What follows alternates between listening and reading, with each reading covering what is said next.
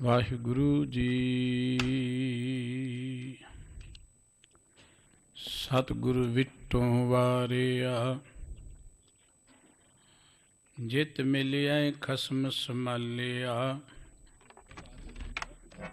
ਜਿਨ ਕਰ ਉਪਦੇਸ਼ ਗਿਆਨ ਅੰਜਨ ਦੀਆ, ਇਨ ਨੇਤਰੀ ਜਗਤ ਨਿਹਾਲਿਆ। ਖਸਮ ਛੋੜ ਦੂਜੇ ਲੱਗੇ, ਡੂਬੇ ਸੇਵਣ ਜਾਰਿਆ। ਸਤਿਗੁਰੂ ਹੈ ਬੋਹਿ ਥਾ, ਵਿਰਲੇ ਕਿਨੇ ਵਿਚਾਰਿਆ।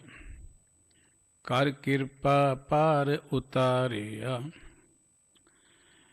ਬਲਿਹਾਰੀ ਗੁਰ ਆਪਣੇ, ਦਿਉਹਾੜੀ ਸਦਵਾਰ। ਜਿਨ ਮਾਨਸ ਤੇ ਦੇਵਤੇ ਕੀਏ, ਕਰਤ ਨ ਲਾਗੀ ਵਾਰ। ਸੋ ਕਹੋ ਟਲ ਗੁਰ ਸੇਵੀਐ, ਅਹਨਿਸ ਸਹਿਜ ਸੁਭਾਏ।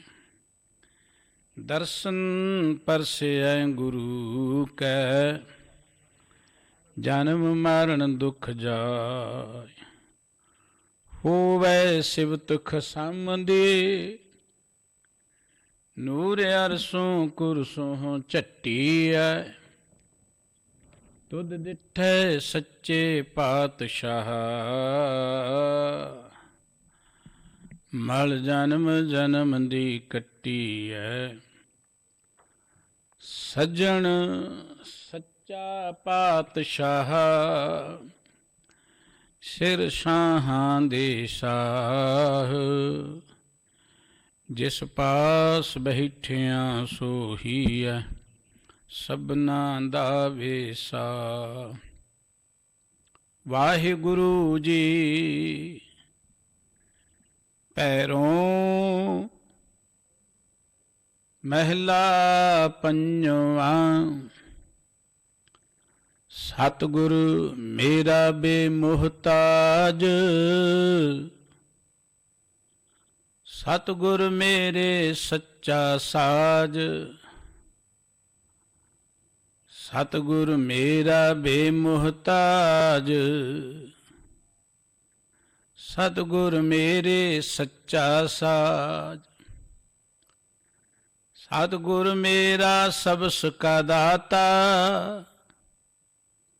ਸਤਿਗੁਰ ਮੇਰਾ ਪੁਰਖ ਵਿਦਾਤਾ।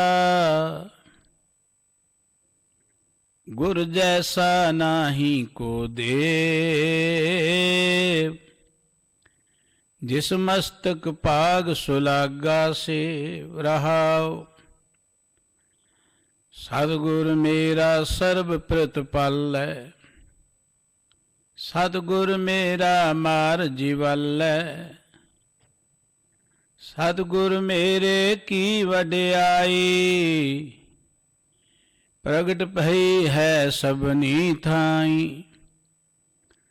ਸਤਿਗੁਰ ਮੇਰਾ ਤਾਣ ਨਿਤਾਨ,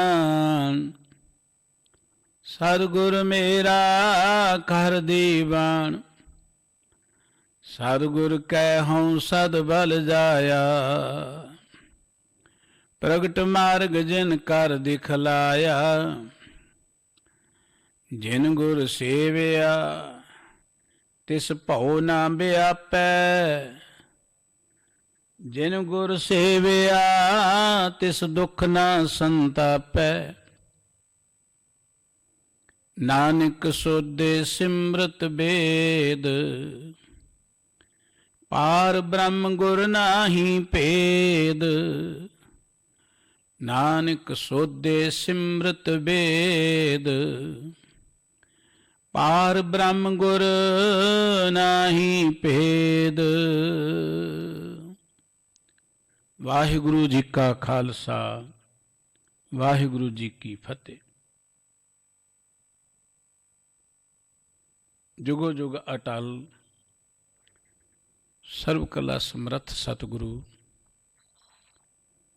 ਚਵਰ ਛਤਰ ਤਖਤ ਦੇ ਮਾਲਕ, ਸਾਹਿਬ ਸ੍ਰੀ ਗੁਰੂ ਗ੍ਰੰਥ ਸਾਹਿਬ ਜੀ ਦੀ ਪਾਵਨ ਪਵਿੱਤਰ ਹਜ਼ੂਰੀ ਵਿੱਚ ਸੁਭਾਇਮਾਨ ਪਰਮ ਸਤਿਕਾਰਯੋਗ ਗੁਰੂ ਰੂਪ ਖਾਲਸਾ ਸਾਧ ਸੰਗਤ ਜੀਓ,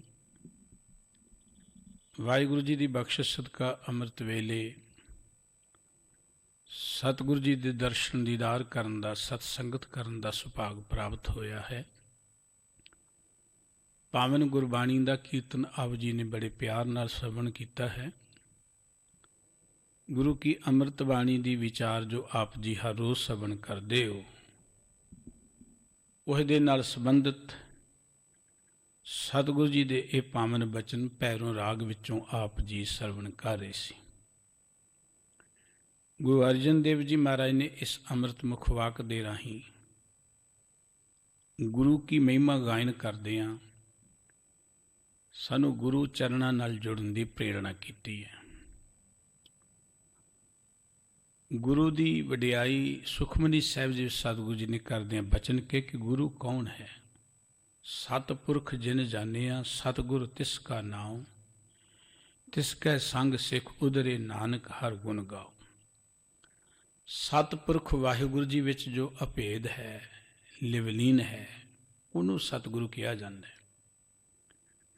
ਉਹਦੀ ਸੰਗਤ ਵਿੱਚ ਜੀਵਾਂ ਦਾ ਉਧਾਰ ਹੋ ਸਕਦਾ ਹੈ। ਪਰਮਾਤਮਾ ਨਿਰਾਕਾਰ ਹੈ। ਪਰਮਾਤਮਾ ਦਾ ਕੋਈ ਰੰਗ ਰੂਪ ਰੇਖ ਚੱਕਰ ਚਿਹਨ ਜਾਤ ਪਾਤ ਨਹੀਂ ਹੈ। ਉਸ ਪਰਮਾਤਮਾ ਨੂੰ ਅਸੀਂ ਇਹਨਾਂ ਅੱਖਾਂ ਨਾਲ ਨਹੀਂ ਦੇਖ ਸਕਦੇ, ਹੱਥਾਂ ਨਾਲ ਫੜ ਨਹੀਂ ਸਕਦੇ। ਉਸ ਪਰਮਾਤਮਾ ਨਾਲ ਸਾਡੀ ਸਾਂਝ ਕਿਵੇਂ ਬਣੇ? ਉਹਦੇ ਲਈ ਵਾਹਿਗੁਰੂ ਜੀ ਨੇ ਕਿਰਪਾ ਕੀਤੀ ਹੈ। ਸਤਿਗੁਰ ਵਿੱਚ ਆਪ ਰਖਿਓਨ ਕਰ ਪ੍ਰਗਟ ਆਖ ਸੁਣਾਇਆ। ਗੁਰੂ ਨੇ ਇਸ ਧਰਤੀ ਤੇ ਭੇਜੇ ਹੈ। ਗੁਰੂ ਦਰਗਾਹ ਦਾ ਵਕੀਲ ਹੈ। ਗੁਰੂ ਕੇ ਅੰਮ੍ਰਿਤ ਬਚਨ ਆਪਾਂ ਪੜ੍ਹਦੇ, ਜੈਸਾ ਸਤਿਗੁਰੂ ਸੁਣੀਦਾ ਤੈਸੋ ਹੀ ਮੈਂ ਡੀਠ, ਵਿਛੜਿਆ ਮੇਲੇ ਪ੍ਰਭੂ ਹਰ ਦਰਗੇ ਕਾ ਬਸੀਠ। ਬਸੀਠ ਕਹਿੰਦੇ ਵਕੀਲ ਨੂੰ, ਵਿਚੋਲੇ ਨੂੰ। ਗੁਰੂ ਦਰਗਾਹ ਦਾ ਵਿਚੋਲਾ ਹੈ। ਪਰਮਾਤਮਾ ਨਾਲ ਜੁੜਨ ਦੇ ਲਈ ਜੋ ਉੱਤਮ ਤਰੀਕਾ ਸਾਨੂੰ ਗੁਰਦੇਵ ਨੇ ਦਿੱਤਾ ਹੈ, ਉਹ ਹੈ ਗੁਰੂ ਕਾ ਗਿਆਨ। ਗੁਰੂ ਕੇ ਚਰਨਾਂ ਨਾਲ ਜੁੜ ਜਾਓ। ਗੁਰੂ ਦੀ ਮਹਿਮਾ ਕੀ ਹੈ? ਕਿਉਂਕਿ ਜਦੋਂ ਮਨੁੱਖ ਨੂੰ ਥੋੜ੍ਹਾ ਜਿਹਾ ਧਰਮ ਵਾਲੇ ਪਾਸੇ ਝੁਕਾਅ ਬਣ ਲੱਗਦਾ ਨਾ, ਪਹਿਲੀ ਗੱਲ ਤਾਂ ਬਹੁਤ ਘੱਟ ਪ੍ਰਾਣੀ ਨੇ ਜਿਨ੍ਹਾਂ ਨੂੰ ਜ਼ਿੰਦਗੀ ਅੰਦਰ ਕੋ ਪਰਮਾਤਮਾ ਦੇ ਪ੍ਰਥਾਏ ਗਿਆਨ ਹੈ, ਸੋਝੀ ਹੈ। ਮਨੁੱਖ ਦੁਨਿਆਵੀ ਤੌਰ 'ਤੇ ਆਸਰੇ ਭਾਲਦਾ ਹੈ। ਉਹਨਾਂ ਆਸਰਿਆਂ ਨਾਲ ਵੀ ਜਦੋਂ ਸੁੱਖ ਨਹੀਂ ਮਿਲਦਾ, ਦੁੱਖ ਨਹੀਂ ਮਿਟਦੇ, ਫਿਰ ਥੋੜ੍ਹਾ ਜਿਹਾ ਅਧਿਆਤਮਿਕ ਪੱਖ ਵੱਲ ਝੁਕਦਾ ਹੈ। ਗਿਆਨ ਨਹੀਂ ਹੁੰਦਾ ਉਹਨੂੰ ਉਸ ਅਧਿਆਤਮਿਕ ਪੱਖ ਦਾ। ਉਹ ਦੇਖਾ ਦੇਖੀ ਸੁਣੀ ਸੁਣਾਈ ਗੱਲ, ਕਿਸੇ ਨੇ ਕਹਿ ਦਿੱਤਾ ਫਲਾਣੇ ਥਾਂ 'ਤੇ ਜਾ ਕੇ ਅਰਦਾਸ ਕਰੋ, ਕਾਰਜ ਪੂਰਾ ਹੋ ਜਾਏਗਾ, ਮਨੁੱਖ ਚਲਿਆ ਜਾਂਦਾ ਹੈ। ਕਿਸੇ ਨੇ ਕਹਿਤਾ ਫਲਾਣੇ ਥਾਂ 5 ਮੱਸਿਆ ਨਹਾ ਲਓ, ਇੰਨੇ ਦਿਨ ਤੁਸੀਂ ਮੱਥਾ ਟੇਕ ਆਓ, ਇੰਨੇ ਦਿਨ ਜਾਓ। ਦੁਨੀਆ ਉੱਧਰ ਨੂੰ ਤੁਰ ਪੈਂਦੀ ਜਿਵੇਂ ਜਿਵੇਂ ਕੋਈ ਦੱਸਦਾ ਹੈ, ਲੇਕਿਨ ਪਰਮਾਤਮਾ ਦਾ ਗਿਆਨ ਨਹੀਂ। ਪਰਮਾਤਮਾ ਦਾ ਗਿਆਨ ਤੇ ਮਿਲਣਾ ਸੀ ਗੁਰੂ ਪਾਸੋਂ। ਮਨੁੱਖ ਗੁਰੂ ਕੇ ਗਿਆਨ, ਗੁਰੂ ਕੇ ਬਚਨਾਂ ਨਾਲ ਜੁੜੇਗਾ, ਗੁਰੂ ਕੀ ਬਾਣੀ ਨਾਲ ਜੁੜੇਗਾ, ਗੁਰੂ ਕੇ ਉਪਦੇਸ਼ ਨਾਲ ਜੁੜੇਗਾ, ਉਹਨੂੰ ਪਰਮਾਤਮਾ ਦੀ ਸੋਝੀ ਹੋਏਗੀ। ਇਸ ਕਰਕੇ ਕਿਉਂਕਿ ਮਨੁੱਖ ਨੂੰ ਗਿਆਨ ਨਹੀਂ ਹੈ, ਇਹਦੇ ਇਸ ਭੋਲੇਪਨ ਦਾ, ਇਸ ਦੀ ਇਸ ਸ਼ਰਧਾ ਦਾ ਕੁਝ ਅਖੌਤੀ ਲੋਕਾਂ ਨੇ ਬੜਾ ਫਾਇਦਾ ਉਠਾਇਆ। ਬਹੁਤ ਸਾਰੇ ਆਪੂ ਗੁਰੂ ਬਣ ਬੈਠੇ, ਔਰ ਉਹਨਾਂ ਲੋਕਾਂ ਦਾ ਇਤਿਹਾਸ ਪੜ੍ਹੋ, ਅਖਾਉਂਦੇ ਉਹ ਧਾਰਮਿਕ ਗੁਰੂ ਨੇ, ਪਰ ਉਹਨਾਂ ਦੀ ਅਵਸਥਾ ਦੇਖੋ ਕੀ ਹੈ। ਅਨੇਕ ਤਰ੍ਹਾਂ ਦੇ ਉਹਨਾਂ 'ਤੇ ਬਲੇਮ ਲੱਗਦੇ ਨੇ। ਜਦੋਂ ਧਰਮ ਦੀ ਗੱਲ ਚੱਲਦੀ ਹੈ, ਗੁਰੂ ਦੀ ਗੱਲ ਚੱਲਦੀ ਹੈ, ਬਹੁਤ ਸਾਰੇ ਲੋਕ ਇਸ ਕਰਕੇ ਧਰਮ ਨੂੰ ਨਫ਼ਰਤ ਕਰਨ ਲੱਗ ਪਏ ਜਾਂ ਧਾਰਮਿਕ ਲੋਕਾਂ ਨੂੰ ਨਫ਼ਰਤ ਕਰਨ ਲੱਗ ਪਏ, ਕਿਉਂਕਿ ਅਖੌਤੀ ਲੋਕਾਂ ਦੇ ਜਦੋਂ ਕਾਰਨਾਮੇ ਲੋਕਾਂ ਦੇ ਸਾਹਮਣੇ ਆਉਂਦੇ ਨੇ ਤੇ ਦੁਨੀਆ ਸੋਚਦੀ ਸਾਰੇ ਇਹੋ ਜਿਹੇ ਹੋਣਗੇ। ਸਤਿਗੁਰੂ ਦੀ ਮਹਿਮਾ ਗਾਇਨ ਕੀਤੀ ਕਿ ਸਤਿਗੁਰੂ ਹੈ ਕੌਣ ਹੈ। ਗੁਰੂ ਕਿਸੇ ਸਰੀਰ ਨੂੰ ਹੀ ਨਹੀਂ ਕਿਹਾ ਗਿਆ। ਗੁਰੂ ਤੇ ਪਰਮਾਤਮਾ 'ਚ ਫਰਕ ਕੋਈ ਨਹੀਂ ਹੁੰਦਾ। ਜਦ ਆਪਾਂ ਅੰਮ੍ਰਿਤ ਬਾਣੀ ਪੜ੍ਹਦੇ ਹਾਂ, ਗੁਰੂ ਕੇ ਬਚਨ ਨਾਨਕ ਸੋਧੇ ਸਿਮਰਤ ਬੇਦ, ਪਾਰ ਬ੍ਰਹਮ ਗੁਰ ਨਾਹੀ ਭੇਦ। ਗੁਰੂ ਤੇ ਪਰਮਾਤਮਾ ਵਿੱਚ ਕੋਈ ਭਿੰਨ ਭੇਦ ਨਹੀਂ ਹੈ। ਗੁਰਪੂਰਨ ਨਾਰਾਇਣ ਹੈ। ਗੁਰੂ ਪੂਰਨ ਤੌਰ ਤੇ ਪ੍ਰਮਾਤਮਾ ਦਾ ਰੂਪ ਹੈ। ਪ੍ਰਮਾਤਮਾ ਦਾ ਰੂਪ ਦਾ ਅਰਥ ਕਿ ਜੋ ਪ੍ਰਮਾਤਮਾ ਦਾ ਸੁਭਾਵ ਉਹ ਗੁਰੂ ਦਾ ਸੁਭਾਵ। ਗੁਰੂ ਦੀ ਪਹਿਚਾਣ ਕਰਨੀ ਹੋਏ, ਪਰਖ ਕਰਨੀ ਹੋਏ, ਪਰਮਾਤਮਾ ਕਿੰਨਾ ਦਿਆਲੂ ਹੈ, ਪਰਮਾਤਮਾ ਸਰਬੱਤ ਦੇ ਭਲੇ ਦੀ ਗੱਲ ਕਰਦਾ ਹੈ। ਪਰਮਾਤਮਾ ਦੇ ਜੀਵਨ ਔਗਣ ਦੇਖ ਕੇ ਵੀ ਉਹਨਾਂ ਤੇ ਕ੍ਰੋਧਿਤ ਨਹੀਂ ਹੁੰਦਾ। ਇੱਥੋਂ ਤੁਸੀਂ ਅੰਦਾਜ਼ਾ ਲਗਾਓਗੇ ਕਿ ਇੱਕ ਗੁਰੂ ਦਾ ਸੁਭਾਅ ਕਿਹੋ ਜਿਹਾ ਹੁੰਦਾ ਹੈ। ਗੁਰੂ ਹਮੇਸ਼ਾ ਮਿਹਰਬਾਨ ਹੈ, ਗੁਰੂ ਹਮੇਸ਼ਾ ਦਿਆਲੂ ਹੈ। ਸਤਿਗੁਰੂ ਜੀ ਨੇ ਵਚਨ ਕਿ ਦੁਨੀਆ ਦੇ ਲੋਕੋ ਗੁਰੂ ਵਰਗਾ ਕੋਈ ਨਹੀਂ ਹੈ, ਤੁਸੀਂ ਜਿੱਧਰ ਮਰਜ਼ੀ ਜਾ ਕੇ ਦੇਖ ਲਓ। ਭਾਈ ਗੁਰਦਾਸ ਜੀ ਨੇ ਆਪਣੀ ਪਾਵਨ ਰਚਨਾ 'ਚ ਗੁਰੂ ਕੀ ਮਹਿਮਾ ਗਾਇਨ ਕਰਦਿਆਂ ਬੜੇ ਬਚਨ ਕਹੇ ਨੇ। ਗੁਰੂ ਭਗਤੀ ਸਿੱਖਣੀ ਹੋਏ, ਪ੍ਰਭੂ ਭਗਤੀ ਸਿੱਖਣੀ ਹੋਏ, ਉਹਦਾ ਗਿਆਨ ਭਾਈ ਸਾਹਿਬ ਜੀ ਦੀ ਰਚਨਾ 'ਚ ਬਹੁਤ ਮਿਲਦਾ ਹੈ। ਇੱਕ ਥਾਂ ਤੇ ਭਾਈ ਸਾਹਿਬ ਜੀ ਨੇ ਗੁਰੂ ਕੀ ਮਹਿਮਾ ਗਾਇਨ ਕਰਦਿਆਂ ਬਚਨ ਕਿ ਦੁਨੀਆ ਦੇ ਲੋਕੋ, ਤੁਹਾਡਾ ਜੀ ਕਰਦਾ ਅੰਬ ਖਾਣ ਨੂੰ, ਪਰ ਅੰਬਾਂ ਦੀ ਰੁੱਤ ਨਹੀਂ ਹੈ, ਅੰਬ ਨੇੜੇ ਮਿਲਦੇ ਨਹੀਂ ਹੈ। ਕੋਈ ਇਹ ਕਹੇ ਕਿ ਅੱਕਾਂ ਦੀਆਂ ਖਖੜੀਆਂ ਖਾ ਲਓ, ਅੰਬਾਂ ਵਰਗੀਆਂ ਹੀ ਤੇ ਹੁੰਦੀਆਂ ਨੇ, ਅੰਬਾਂ ਵਰਗੀਆਂ ਕਹਿ ਕੇ ਤੁਸੀਂ ਉਹਨੂੰ ਖਾ ਲਓ, ਤੁਹਾਨੂੰ ਅੰਬਾਂ ਵਰਗਾ ਸਵਾਦ ਨਹੀਂ ਆਏਗਾ। ਤੁਸੀਂ ਜੇ ਚਾਹੋ ਕਿ ਤੁਹਾਨੂੰ ਪਿੰਡ ਦੇ ਛੱਪੜ 'ਚੋਂ ਹੀ ਕੋਈ ਹੀਰੇ ਰਤਨ ਮਿਲ ਜਾਣ, ਕਿਉਂਕਿ ਸਮੁੰਦਰ ਦੀਆਂ ਜੋ ਬਰਕਤਾਂ ਨੇ, ਸਮੁੰਦਰ ਵਿੱਚ ਜੋ ਹੀਰੇ ਰਤਨ ਨੇ, ਖਜ਼ਾਨੇ ਨੇ, ਤੁਸੀਂ ਚਾਹੁੰਦੇ ਹੋ ਕੋਈ ਕਹੇ ਕਿ ਸਮੁੰਦਰ ਬੜੀ ਦੂਰ, ਕੌਣ ਸਮੁੰਦਰ ਤੁਰਿਆ ਰੇ, ਪਿੰਡ ਦੇ ਛੱਪੜ 'ਚ ਵੀ ਤੇ ਪਾਣੀ ਇੱਥੋਂ ਲੱਭ ਲੈ। ਛੱਪੜ 'ਚ ਪਾਣੀ ਹੈ ਪਰ ਛੱਪੜ ਵਿੱਚ ਗੰਦਗੀ ਹੈ, ਉੱਥੋਂ ਹੀਰੇ ਰਤਨ ਨਹੀਂ ਲੱਭਣਗੇ, ਉੱਥੇ ਗੰਦਗੀ ਹੈ। ਸੂਰਜ ਚੜ੍ਹਿਆ ਨਹੀਂ, ਹਨੇਰਾ ਹੈ, ਤੁਸੀਂ ਕਹੋ ਦੀਵਾ ਜਗਾ ਕੇ ਕੰਮ ਚਲਾ ਲਓ, ਕੰਮ ਤਾਂ ਚੱਲ ਜਾਏਗਾ, ਪਰ ਸੂਰਜ ਦੀ ਬਰਾਬਰਤਾ ਨਹੀਂ ਕਰ ਸਕਦਾ। ਬੱਦਲਾਂ ਦੀ ਵਰਖਾ ਨਾਲ ਜੋ ਆਨੰਦ ਫਸਲਾਂ ਨੂੰ ਜਾਂ ਬਨਸਪਤੀ ਨੂੰ ਮਿਲਦਾ ਹੈ, ਉਹ ਖੂਹ ਦੇ ਪਾਣੀ ਨਾਲ ਗੱਲ ਨਹੀਂ ਬਣਦੀ। ਖੂਹ ਦਾ ਪਾਣੀ ਮਾੜਾ ਨਹੀਂ, ਪਰ ਬੱਦਲਾਂ ਦੀ ਵਰਖਾ ਨਾਲ ਜੋ ਬਨਸਪਤੀ ਮੌਲਦੀ ਹੈ, ਉਹ ਗੱਲ ਨਹੀਂ ਬਣ ਸਕਦੀ। ਜੋ ਪਿਓ ਵਾਲਾ ਪਿਆਰ ਹੈ, ਉਹ ਗੁਆਂਢੀ ਨਹੀਂ ਦੇ ਸਕਦੇ। ਬੱਚਾ ਰੁੱਸ ਜਾਏ ਘਰਦਿਆਂ ਨਾਲ, ਕਈ ਵਾਰੀ ਹੁੰਦਾ ਹੈ, ਘਰੋਂ ਬਾਹਰ ਨਿਕਲ ਜਾਏ, ਗੁਆਂਢੀ ਦੇਖ ਲੈਣ, ਆ ਜਾ ਤੂੰ ਸਾਡੇ ਬੱਚਿਆਂ ਵਰਗਾ ਹੀ ਹੈ, ਉਹ ਬੱਚਿਆਂ ਵਰਗਾ ਕਹਿ ਦੇਣਗੇ, ਬੱਚੇ ਵਾਲਾ ਅਖਤਿਆਰ ਤੇ ਪਿਆਰ ਨਹੀਂ ਦੇਣਗੇ। ਭਾਈ ਗੁਰਦਾਸ ਜੀ ਨੇ 5-6 ਉਦਾਹਰਨਾਂ ਦੇ ਕੇ ਸਾਨੂੰ ਸਮਝਾਇਆ, ਦੁਨੀਆ ਦੇ ਲੋਕੋ, ਜਿਵੇਂ ਆਮ ਕੀ ਸ਼ਦਰ ਕਤ ਮਿਟਤ ਆਮਰੀ ਖਾਏ, ਪਿਤਾ ਕੋ ਪਿਆਰ ਨਾ ਪਰੋਸੀ ਪੈ ਪਾਈਏ। ਅੰਬ ਖਾਣ ਦੀ ਤੁਹਾਡੀ ਸ਼ਦਰ ਅੱਕਾਂ ਦੀਆਂ ਖਖੜੀਆਂ ਖਾ ਕੇ ਪੂਰੀ ਨਹੀਂ ਹੋਣੀ। ਪਿਓ ਵਾਲਾ ਪਿਆਰ ਗੁਆਂਢੀਆਂ ਪਾਸੋਂ ਨਹੀਂ ਮਿਲਣਾ, ਜਿੰਨਾ ਮਰਜ਼ੀ ਗੁਆਂਢੀ ਕਹਿਣ ਤੂੰ ਸਾਡੇ ਪੁੱਤਰਾਂ ਵਰਗਾ। ਪਿਓ ਵਾਲਾ ਲਾੜ, ਪਿਆਰ, ਮਮਤਾ ਗੁਆਂਢੀ ਕੋਲੋਂ ਨਹੀਂ ਮਿਲਣੀ। ਸਮੁੰਦਰ ਵਰਗੀਆਂ ਬਰਕਤਾਂ ਸਾਗਰ ਕੀ ਨਿੱਧ ਕਤ ਪਾਈਏ ਪੋਖਰ ਸੈ। ਸਾਗਰ ਮੈਣਾ ਸਮੁੰਦਰ, ਨਿੱਧ ਮੈਣਾ ਖਜ਼ਾਨੇ, ਪੋਖਰ ਮੈਣਾ ਛੱਪੜ। ਬਾਬਾ ਕਬੀਰ ਸਾਹਿਬ ਜੀ ਨੇ ਕਿਹਾ ਸੀ, ਪੋਖਰ ਪੋਖਰ ਢੂੰਡਤੈ ਭਲੋ ਨਾ ਕਾਹੈ ਕਹਿ ਕੋਏ। ਛੱਪੜਾਂ 'ਚ ਹੱਥ ਮਾਰਨ ਵਾਲਿਆਂ ਨੂੰ ਕੋਈ ਵਧੀਆ ਨਹੀਂ ਕਹਿੰਦਾ। ਬਾਬਾ ਅੰਮ੍ਰਿਤ ਬਾਣੀ 'ਚ ਬਚਨ, ਸੋਈ ਸਰਵਰ ਢੂੰਡ ਲੋ ਜਿੱਥੋਂ ਲੱਭੈ ਵੱਥ, ਛੱਪੜ ਢੂੰਡੇ ਕਿਆ ਪਵੇਂ ਚਿੱਕੜ ਡੂਬੈ ਹੱਥ। ਭਗਤ ਜੀ ਕਹਿੰਦੇ ਉਹ ਸਰੋਵਰ ਲੱਭੋ ਜਿੱਥੋਂ ਤੁਹਾਨੂੰ ਕੋਈ ਰਤਨ ਲੱਭਣ। ਛੱਪੜਾਂ 'ਚ ਹੱਥ ਮਾਰਿਆ ਕੀ ਮਿਲਣਾ? ਬਹੁਤ ਛੱਪੜ ਨੇ ਸਾਡੇ ਆਲੇ ਦੁਆਲੇ ਧਰਮ ਦੇ ਨਾਂ 'ਤੇ ਛੱਪੜ, ਜਿੱਥੇ ਗੰਦਗੀ ਭਰੀ ਪਈ ਹੈ। ਲੋਕਾਂ ਨੂੰ ਕੇਵਲ ਤਾਂ ਕੇਵਲ ਵਰਗਲਾ ਕੇ, ਰੱਬ ਨਾਲ ਮਿਲਾਉਣ ਦਾ ਲਾਰਾ ਲਾ ਕੇ, ਮੁਕਤੀਆਂ ਦੇਣ ਦਾ, ਰਿੱਧੀਆਂ ਸਿੱਧੀਆਂ ਜਾਂ ਮਨੋਕਾਮਨਾ ਪੂਰੀਆਂ ਕਰਨ ਦੇ ਲਈ ਬੜੇ ਛੱਪੜ ਤੁਰ ਰਹੇ ਨੇ, ਪਰ ਉੱਥੋਂ ਚਿੱਕੜ ਮਿਲਦਾ, ਉੱਥੋਂ ਕੋਈ ਮੁਕਤੀ ਨਹੀਂ ਮਿਲਦੀ ਦੁੱਖਾਂ ਤੋਂ। ਸਾਗਰ ਕੀ ਨਿੱਧ ਕਤ ਪਾਈਏ ਪੋਖਰ ਸੈ, ਦਿਨ ਕਰ ਸਮ ਦੀਨ ਦੀਪ ਜੋਤ ਨਾ ਜਪਾਈ। ਦਿਨ ਕਰ ਕਹਿੰਦੇ ਸੂਰਜ ਨੂੰ, ਸੂਰਜ ਦੀ ਬਰਾਬਰਤਾ ਕੋਈ ਦੀਵਾ ਨਹੀਂ ਕਰ ਸਕਦਾ। ਇੰਦਰ ਵਰਖਾ ਸਮਾਨ ਪੁੱਜ ਸਨ ਕੂਪ ਜਲ। ਇੰਦਰ ਕਹਿੰਦੇ ਬੱਦਲਾਂ ਨੂੰ, ਬੱਦਲਾਂ ਦੀ ਵਰਖਾ ਦੀ ਬਰਾਬਰਤਾ ਖੂਹ ਦਾ ਪਾਣੀ ਨਹੀਂ ਕਰ ਸਕਦਾ। ਚੰਦਨ ਸਮਾਨ ਪਲਾਸ ਸੁਬਾਸ ਪਹਿਲਾਸ ਨਾ ਮਹਿਕਾਈ ਹੈ। ਚੰਦਨ ਵਰਗੀ ਸੁਗੰਧੀ ਢਾਕ ਪਲਾਸ ਦਾ ਬੂਟਾ ਨਹੀਂ ਦੇ ਸਕਦਾ, ਭਾਵੇਂ ਜਿੰਨਾ ਮਰਜ਼ੀ ਉਹਦੇ ਕੋਲ ਹੋਏ। ਕਹਿਣਗੇ ਸ੍ਰੀ ਗੁਰਦਿਆਲ ਕੀ ਦਇਆ ਨਾ ਆਨ ਦੇਵ ਮੈਂ। ਦੁਨੀਆ ਦੇ ਲੋਕੋ, ਗੁਰੂ ਵਰਗੀ ਦਿਆਲਤਾ, ਗੁਰੂ ਵਰਗਾ ਪਿਆਰ ਕਿਤਿਓਂ ਨਹੀਂ ਤੁਹਾਨੂੰ ਮਿਲਣਾ, ਕਿਸੇ ਦੇਵਤੇ ਕੋਲੋਂ ਨਹੀਂ ਮਿਲਣਾ। ਦੇਵਤਿਆਂ ਦਾ ਇਤਿਹਾਸ ਪੜ੍ਹੋ, ਗ੍ਰੰਥ ਭਰੇ ਪਏ ਨੇ। ਫਲਾਣੇ ਦੇਵਤੇ ਨੂੰ ਫਲਾਣੇ ਨੇ ਸਰਾਪ ਦੇ ਦਿੱਤਾ, ਫਲਾਣੇ ਨੇ ਫਲਾਣੇ ਨੂੰ ਸਰਾਪ ਦੇ ਦਿੱਤਾ, ਫਲਾਣਾ ਦੇਵਤਾ ਫਲਾਣੇ ਦੀ ਘਰਵਾਲੀ ਕੱਢ ਕੇ ਲੈ ਗਿਆ, ਫਲਾਣਾ ਦੇਵਤਾ ਫਲਾਣੇ ਦੇ ਘਰ ਜਾ ਕੇ ਉਹਦੀ ਘਰਵਾਲੀ ਦਾ ਸਤ ਭੰਗ ਕਰ ਗਿਆ। ਇਹ ਹੈ ਅਖੌਤੀ ਦੇਵਤਿਆਂ ਦਾ ਇਤਿਹਾਸ। ਜਿਨ੍ਹਾਂ ਦੇਵਤਿਆਂ ਦੀਆਂ ਕਹਾਣੀਆਂ ਇਹ ਉਹਨਾਂ ਦੀ ਗੱਲ ਹੈ। ਵੈਸੇ ਦੇਵਤੇ ਦਾ ਅਰਥ ਇਹ ਨਹੀਂ ਹੈ ਕਿ ਜੋ ਇੱਕ ਕਿਰਦਾਰ ਜੁੜੇ। ਦੇਵਤੇ ਦਾ ਅਰਥ ਦੇਵੀ ਗੁਣਾਂ ਵਾਲਾ ਹੁੰਦਾ ਹੈ। ਭਾਈ ਗੁਰਦਾਸ ਜੀ ਕਹਿੰਦੇ ਦੁਨੀਆ ਦੇ ਜਿੰਨੇ ਮਰਜ਼ੀ ਦੇਵੀ ਦੇਵਤਿਆਂ ਕੋਲ ਚਲੇ ਜਾਓ, ਜਿੰਨੇ ਮਰਜ਼ੀ ਕਬਰਾਂ ਤੇ ਚਲੇ ਜਾਓ, ਜਿੰਨੇ ਮਰਜ਼ੀ ਮਨੁੱਖਾਂ ਕੋਲ ਚਲੇ ਜਾਓ, ਗੁਰੂ ਵਰਗਾ ਪਿਆਰ ਕਿਤੋਂ ਨਹੀਂ ਮਿਲਣਾ। ਇਹ ਤੇ ਗੁਰੂ ਹੈ, ਲੋਕਾਂ ਦੇ ਦੁੱਖਾਂ ਨੂੰ ਦੂਰ ਕਰਨ ਦੇ ਲਈ ਆਪਣੇ ਘਰ ਦੇ ਸੁੱਖ ਕੁਰਬਾਨ ਕਰ ਸਕਦਾ ਹੈ। ਇਹ ਤੇ ਗੁਰੂ ਹੈ, ਲੋਕਾਂ ਦੀ ਖਾਤਰ ਤਤੀਆਂ ਤਵੀਆਂ ਤੇ ਬੈਠ ਸਕਦਾ ਹੈ। ਇਹ ਤੇ ਗੁਰੂ ਹੈ, ਲੋਕਾਂ ਦੀਆਂ ਗੁਲਾਮੀ ਦੀਆਂ ਜ਼ੰਜੀਰਾਂ ਕੱਟਣ ਦੇ ਲਈ ਆਪਣਾ ਪਰਿਵਾਰ ਹੀ ਕੁਰਬਾਨ ਕਰ ਦਿੰਦਾ। ਸਰਬੰਸ ਕਿਸੇ ਦੇਵਤੇ ਨੇ ਆਪਣਾ ਕੋਈ ਪੁੱਤ ਮਰਵਾਇਆ ਹੋਏ, ਕਿਸੇ ਦੇਵਤੇ ਨੇ ਆਪਣਾ ਪਿਓ ਲੋਕਾਂ ਬਦਲੇ ਕੁਰਬਾਨ ਕੀਤਾ ਹੋਏ, ਕਿਸੇ ਦੇਵਤੇ ਨੇ ਕਿਤੇ ਕੋਈ ਇਹੋ ਜਿਹੀ ਗੱਲ ਕੀਤੀ, ਦੱਸੋ ਉਦਾਹਰਣ ਦੱਸੋ ਤੁਸੀਂ। ਕਹਿੰਦੇ ਹਿੰਦੁਸਤਾਨ ਦੇ ਲੋਕ 33 ਕਰੋੜ ਦੇਵਤਾ ਨੂੰ ਪੂਜਦੇ ਨੇ, ਕਿਸੇ ਦੇਵਤੇ ਦੀ ਕਹਾਣੀ 'ਚੋਂ ਇਹ ਗੱਲ ਦੱਸੋ ਕਿ ਉਹਨੇ ਮਨੁੱਖਤਾ ਦੀ ਖਾਤਰ ਕੁਝ ਕੀਤਾ ਹੋਏ। ਮਨੁੱਖਤਾ ਦੀ ਖਾਤਰ, ਸਮਾਜ ਦੀ ਖਾਤਰ ਸੇਵਾ ਕਰਨਾ ਦਰਅਸਲ ਅਸਲ ਸੇਵਾ ਹੈ।